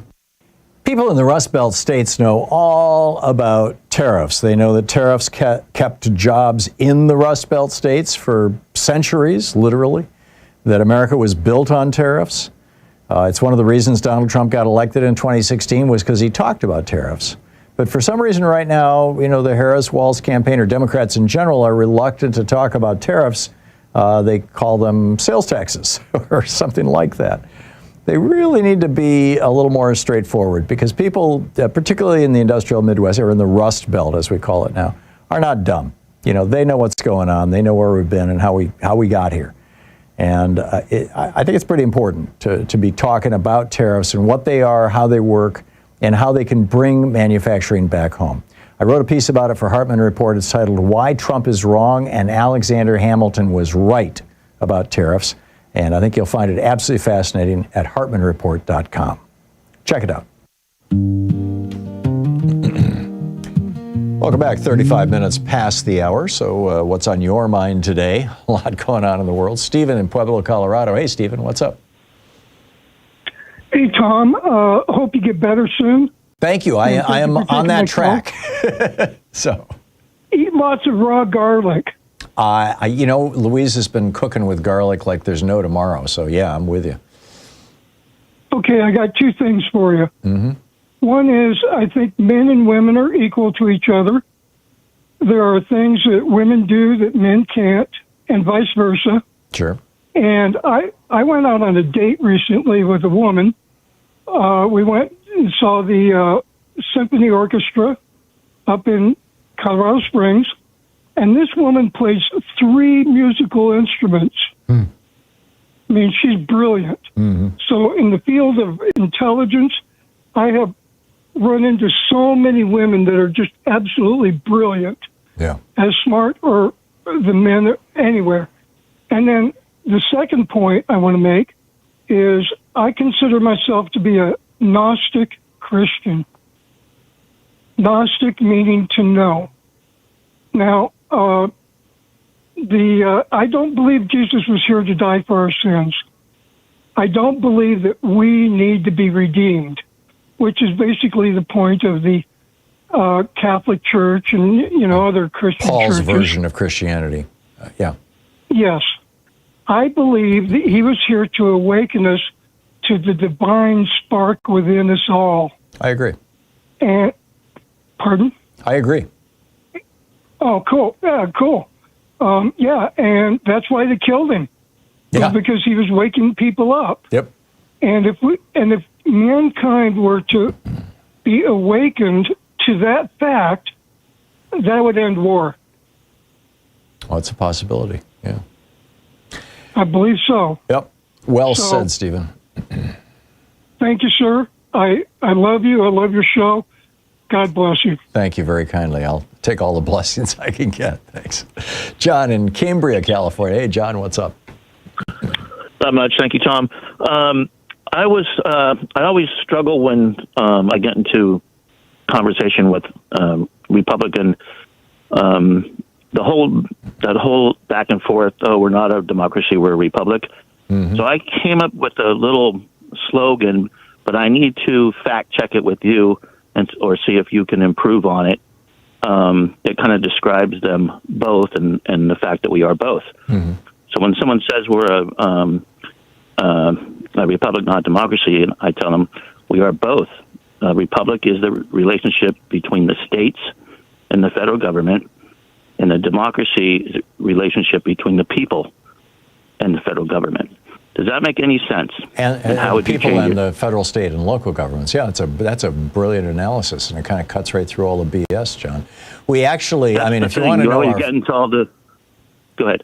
If you want to know the form of government that we have, it's a constitutionally limited, representative, democratic republic. It is the government itself is limited by the Constitution. This is what Barack Obama said back in 2016, that the Republicans went after him. He said the Constitution is a set of negative. I forget the word now, but basically the Constitution limits the government. So we're constitutionally limited, representative. Right. In other words, we don't show up like the old Greeks did, where you had the polis, the 6,001 people who basically on jury duty kind of ran the government. Instead, we hire representatives. Democratic, because we hire them through a majority vote system. Republic, a Republican form of government, which basically is the rule of law and the relationship between the different branches of government and the different types of governments within that system. So, yeah. Right. Huh. Okay. Well so said, I would John. not be incorrect by saying that. No, that's brilliant. It's an absolutely brilliant way to say it, and this whole Republican thing that started in the 1950s with Joe McCarthy. Joe McCarthy's two big things that still endure in the Republican Party. The first was never say Democratic Party. It sounds too friendly. Everybody likes democracy and Democratic. So instead call them the Democrat Party with an emphasis on the rat. And that has become a tick across the Republican Party. You will never hear anybody on Fox News refer to the Democratic Party. It's like it doesn't. No, even some Democrats are saying it now. I know it's insane because it's a slur. It's a slur. It's like it's not anywhere near as bad as the N-word, but it's that on that spectrum. It's an intentional slur against a political party and all the people in it.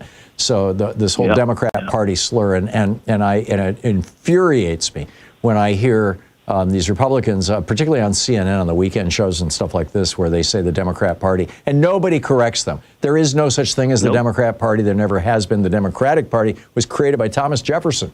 It's the oldest political party in the world. It deserves some damn respect. So that was the first thing that he said. And then the second thing he said was, don't call America a democracy because that sounds too much like the Democratic Party. And instead call it a republic because that sounds like the Republican Party. And, both of them were BS. But here we are. We're stuck with them, and the Republicans are still living through them. That was Joe McCarthy's work back in the mid-1950s. John, thanks for the call. Great to hear from you. Spot on. And brilliant thinking there. Keep it up. Mike in Fort Collins, Colorado. Hey, Mike, what's on your mind? Hi, Tom. How you doing today? Good. What's up? Anyway, I'm a native Kansan. I grew up in the Kansas City area, so I keep my ear to the ground about what's going on in my native state. Mm-hmm. I saw or heard your little thing about what they're intending to do in Missouri. Yeah, doing away with the income tax you're talking about. Yeah. Mm-hmm. Kansas did that. Probably was before Taco got in. Wasn't that Sam Brownback who was responsible for that? Didn't he say that this is going to be the great experiment? We're going to do away with the tax, and we're going to prove that trickle-down economics is right, and it blew up in his face, and the state faced a huge deficit. Am I remembering right? That you are absolutely correct. And then that rat, when it blew up, took off to be like Trump's ambassador to the Vatican. Right. And how it worked was if you let's say you went into your plumbing supply house and bought a toilet, okay, you paid the sales tax with that, and that was remitted to the state. But if the plumber made $50 profit on it, he kept it, and that was supposed to bring lots of business into the state. Well, back then they blew like a $1 billion hole in the budget. Right. And the Republicans' answer to that was, "We'll just take it out of school." Yep. Which is always Supreme their answer. Court said, what? Which is always their answer. Take it out of the schools, take it out of the social programs, take it out of the little people. Don't hurt the billionaires. Right. The Kansas Supreme Court said, no, you don't understand. This is not how it works. And they made them restore the cuts. Mm-hmm. And I just happened to be back when that was going on. I flipped on a Kansas City radio or television station, and you should have heard the moaning and groaning and the rending of breasts. It would have absolutely broken your heart. Yeah. But they got that straightened out. And Missouri, you need to look at what happened, about 50 miles west of the border. There you go. Because you're heading in the same direction. There you go. Yeah, it was supposed to be the grand experiment. We were going to prove that way, just like Reagan. Hey, we're going to do this experiment. We're going to destroy labor unions. We're going to cut taxes on billionaires, and this should strengthen the middle class. And what did it do? Our middle class went from 2/3 of us down to 43% of us, and we could get in the middle class with one paycheck back then, and now it takes two. I mean, it's the rape of the American middle class by the billionaires. Mike, thank you for the call. And now the billionaires are all in China with Trump, right? You're listening to Thom Hartmann. Visit ThomHartmann.com for audio and video archives. Looking for more opportunities to move factories overseas like Tim Apple has done. We'll be right back.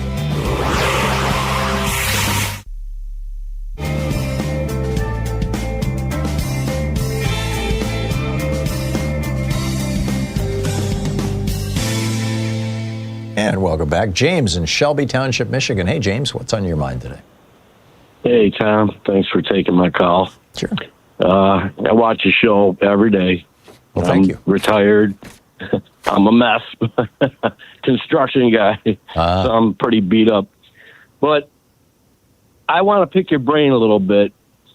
We've been talking a little bit today about China, manufacturing, trade, and all that. Mm-hmm. I'd like to pick your brain about Ross Perot back in the early 90s. Yep. He predicted all this. Yeah, it was the election of 1992, wasn't it? Yeah, when Bill Clinton was running. Yeah, 92. Yeah. He absolutely did. What do you know about Ross Perot? I mean, why is he so forgotten when he was actually a prophet? He knew what was coming. He got 20% of the vote. Bill Clinton only got 43% of the vote and became president. He didn't even get half the vote. So, yeah, it was a big deal. Ross Perot was a billionaire who had made his money with, I forget the name of the company, but it was basically a data company that did payroll for people and did accounting for big companies and something systems. And it was a famous company back in the 90s. It's been eclipsed over the years by companies, like Oracle and whatnot. And, he was a very, very wealthy guy, and he understood that if you move, this neoliberalism that Ronald Reagan had introduced America to in 1981, that was based on a theory that was come up with in the late 1940s by the Mont Pelerin group, by Hayek and von Mises and company. That we should just basically do away with borders in terms of, you keep borders to keep for people. In other words, people can't cross borders, but money can cross borders. That corporations are transnational beings rather than, whereas human beings are not. And Ross Perot looked at that and said, that's crazy. And he was right. Right. And he's not remembered, I think, for two reasons, or maybe three reasons. One, he was a little eccentric, and he went off on this weird thing about how he thought that his opponents in the election were trying to wiretap his daughter, and so there was just something weird going on. He came across as kind of a crazy guy. Number two, it might have been true. Who knows? Pardon me, it might have been. But number two, he had this retired admiral whose name is escaping me as his running mate, who famously said, "Who am I? What am I doing here?" Which was meant as a rhetorical question, but it was taken literally. And then number three, after he lost the election, he just kind of went radio silent. He really did not want the publicity. He was not a publicity seeker, and he died. A few years after that. I'm not sure exactly when he died, but he's been gone for a while, and so I think he's just kind of a historical footnote. Did he start as an independent and then chose sides, or what? Yeah, he ran as an independent. He created his own party, and it was a party that. So what made him Jesse choose the Ventura Republican revived. side? Pardon? What made him choose the Republicans? He didn't. He was not a Republican. He ran as an independent. He ran against George Herbert Walker Bush, who was the Republican. I wasn't sure if he joined a ticket or not. I think it was called the Reform Party. It was called something like that. He created a political party, which I think he still kind of limps along. James, thanks for the call.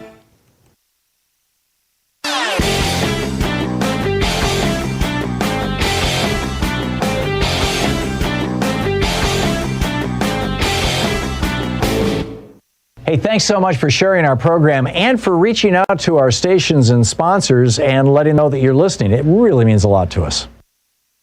America is suffering from an epidemic of bullying. And one of the things we know is that culture, including bullying, flows from the top down. We've seen studies where when issues of, for example, being gay or transgender are being debated in the public, gay and transgender kids in school are more likely to be bullied. When racial issues are being discussed, people of minority races are more likely to be bullied. Well, now we've got a man who has literally built his career on being a bully, Donald Trump, as president, or was president, as candidate. And he is driving this insane bullying campaign and using it as a political weapon across the United States. And it's contagious. It's dangerous. There's an entire article about it over at HartmannReport.com titled America's New Epidemic, A Nation Overrun by Bullies. Check it out. 10 minutes before the hour, picking up your calls here. Jim in Ludington. Is that Ludington, Michigan? Yeah, that's Ludington, Michigan, Tom. Hey, Jim. I'm about 11 miles east of the west coast of Lake Michigan. About bonobos, Ape House by Sarah Gruen is a great fiction book if you like to get a little kidnapped bonobo in with your information. Huh. Tell me about it. Well, I've got two other things. You started talking about bonobos, and I just remembered that. But it's where somebody dies, it's running a zoo, and then some other scientists steal the bonobos. But you're seeing the bonobo, let's make love, not war behavior quite frequently in the book. Mm-hmm. So I was thinking about these people that are going with Trump, or gone with Trump to China. We've got Cargill, Boeing, Coca-Cola, those factories that the Russians were bombing in Ukraine. And do you think those officers, those CEOs and company brass will say to the Chinese, hey, can you get those Russians to quit doing that to our companies? I doubt it, because Trump is okay with it. Trump refuses to mention it. So I doubt they're going to do anything to piss off Trump. So I got one more thing, and this is kind of involving trade. My representative over here, John Molinar, has teamed up with Debbie Dingell to put a law together to really put the hammer down on getting Chinese EVs in this country. And it's already almost impossible with the tariffs, the parts, and all that kind of thing. And I think we have a chance to get rid of Molinar this time with the way Trump's popularity's gone down. Is he a Republican? And now she's given him a chance to put another feather in his hat. And with the war that's going on over there, we need to really do some things about getting off fossil fuels. Yeah, you think? And which is another example of how Trump has just screwed America by ending literally $1 trillion worth of green energy initiatives. I mean, he just paid a Danish company $1 billion to stop construction on a wind farm off the East Coast that was 3/4 done. That's just plain horrible with all the other horrible shit he's done. Excuse me. Yeah. I'm sorry, Jim. I got to drop you there. We can't use that kind of language on the air. I realize you feel like but I got to go. Jim, thank you. Hatsy and my apologies to anybody who might be offended. Hatsy in Chapel Hill, North Carolina. Hey, Hatsy, thanks for listening to WPCF. What's up? Hello, Tom. Mm-hmm. That's me. You can hear me? Yes. Okay. Yes, this is Hatsy. Yes, I was listening to you. I listen to you all the time. Thank you very much for what you do. There was a gentleman 3 or 4 back who was talking about he was an older man and he was gone on a date and he thought that men and women were equal. And the other day you were talking about working in South America. I want to say it wasn't Bolivia, but no, it was Colombia, anyway, Bogota, Colombia. Colombia. Yeah, right. Colombia. The story about the Archbishop. Yeah, right. Well, I have a PhD in Romance languages and literatures, and one of my focuses was Latin America.